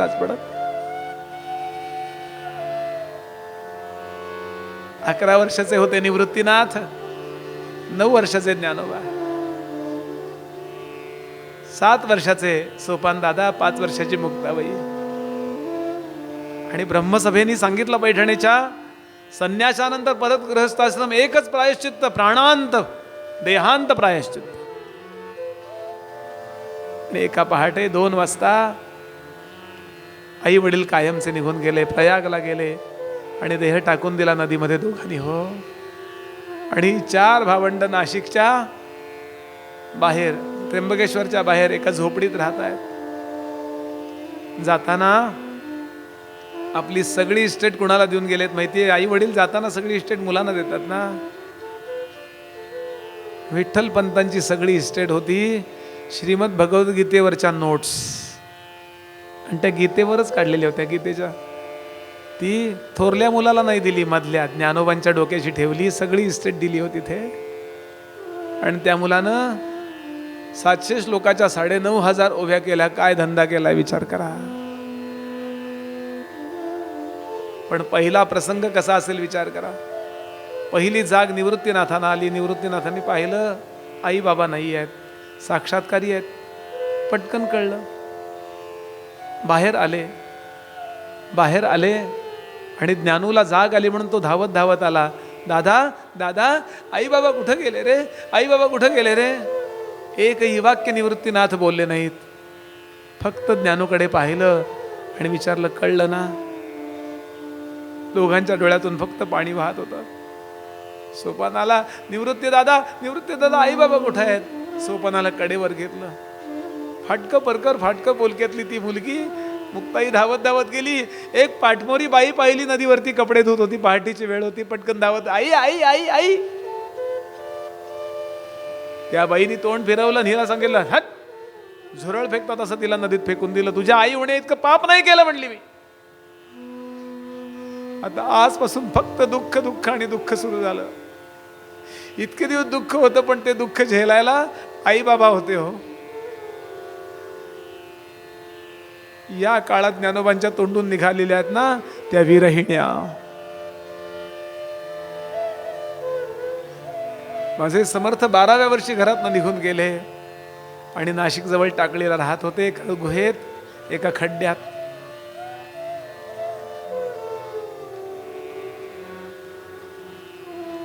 श्रोते हो, सुरुवातीला लोकांनी भिक्षा वाढावी, नंतर हाल करायला सुरुवात केली. पोरग माजोरी आहे, घरी भांडून आलंय वाटतं, काही घरी नाहीये खायला प्यायला. आणि अशा वेळेला समर्थांना रडायची वेळ यायची. त्या काळात समर्थांच्या मुखातून बाहेर पडली ती करुणाष्टकं. आणि विशेष म्हणजे टाकळीच्या बाडं जाऊन पाहिली मी. असं वर्णन आहे ते मारवा रागात म्हणत असत ही करुणाष्टक. अनुदिनी अनुतापे तापलो रामराया, परम दिन दयाळा निरसी मोहमाया.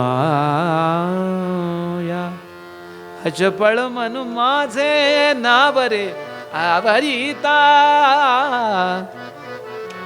तुझ विणशिण होतो दावरे दावाता. होते हो. मी नेहमी इथे एक उदाहरण द्यायचा प्रयत्न करतो. विचार करा याचा. आज आपली ही अवस्था नाहीये, ही अवस्था येण्याकरता चाललंय चिंतन. हे बरं, ज्यांची असेल अवस्था त्यांना वंदन आहे. फक्त भगवंत माझा वाटला पाहिजे याकरता थोडं कम्फर्ट झोन मधनं बाहेर यावं लागतं. हो, आग लागावी लागते इथे. आपण जिथे राहतो, आपल्या शेजारी आपलं नातवंड किंवा आपलं लेकरू झोपतं. थंडीचे दिवस आता येत आहेत. थंडी सुरू झाल्यानंतर थंडी खूप पडते. काही वेळा पुण्याला वगैरे खूप थंडी असते. आणि अशा वेळेला आपलं लेकरू आपल्या शेजारी झोपलंय आणि मध्यरात्री आपल्याला जाग आली तर आपण पहिल्यांदा काय पाहतो?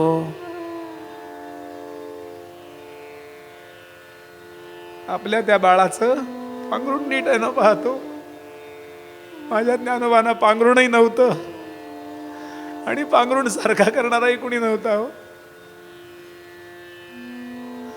काय झाली असेल ज्ञानोबांची अवस्था, समर्थांची अवस्था. आज आपण समर्थ रामदास स्वामी म्हणतो, पण त्यांच्या साधन कालाचा विचार करा. कशा करता बोलतोय? या गोपी सगळ्या रडायला लागल्या आणि मारवा रागामध्ये त्यांनी एक गोपी गीत म्हटले. ते आहे इथे भागवतात. त्यातला एखाद दुसरा श्लोक तरी म्हणायचा आहे. आमच्या सज्जनगडावरती एकदा मुकुंद काका जाटदेवळेकर म्हणून पाथर्डीचे भागवतकार आले होते. अंध आहेत, आता 77-78 वयस्कर आहेत, अंध आहेत. तर ते हे गीत म्हणत होते. आम्ही त्यांना प्रश्न विचारला, काका हे का म्हणता? ते म्हणले, बुवा हे म्हणूनच, हे म्हटल्यानंतर भगवान गोपीन करता प्रगट झालेत. मी रोज या करता म्हणतो, न जाणू यदा कदाचित माझ्या करताही भगवंत प्रगट होतील. जयति तेधिकं जन्मना व्रजः, जयति तेधिकं जन्मना व्रजः, श्रयत इंदिरा शश्वदत्रहि, श्रयत इंदिरा शश्वदत्रहि.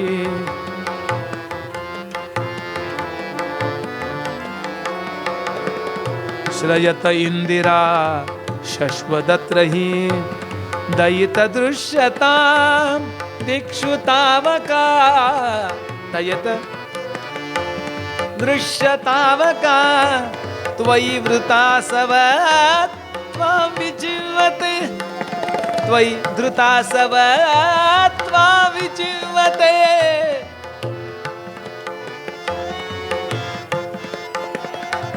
तव कथामृतं तप्त जीवनं, तप्तामृतं तप्त जीवनं, कविभिरीडितं कल्मषापहं, कविभिरीडितं कल्मषापहं. श्रवणमङ्गलं श्रीमदाततं, श्रवणमङ्गलं श्रीमदाततं. भुवि गुणन्ति ते भूरिदा जनः, भुवि गुणन्ति. तव कथामृतं तप्त जीवनं, तप्त जीवनं, तप्त जीवनं.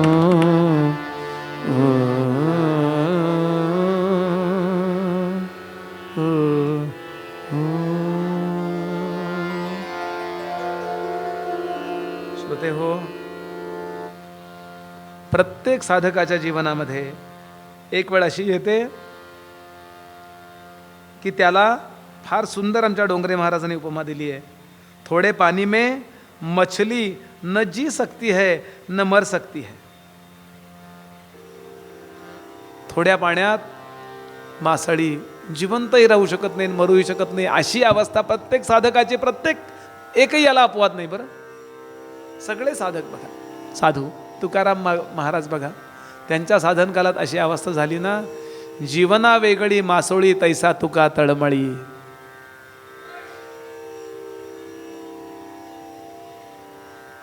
समर्थ अनुदिनी अनुतापे तापलो रामराया. ज्ञानोबा नामदेव महाराज, कबीर. कबीरांचा तर दोहा आहे, सुखिया सब संसार है खावे अरु सोवे. सगळे आनंदात म्हणे खातात आणि झोपतात, त्यांना झोपा येतात कशा, भूका लागतात कशा. कबीर, सुखिया सब संसार है खावे अरु सोवे, दुखिया दास कबीर है जागे अरु रोवे, जागे अरु रोवे. सॉक्रेटिसनी याला म्हटलंय the deep darkness of the soul, आत्म्याची अंधकारमय रात्र. ठाकूर सांगत असत, आपल्याला देव प्रसन्न व्हावा वाटतो का? खरंच वाटतो का? Are you serious? आहात का सिरियस?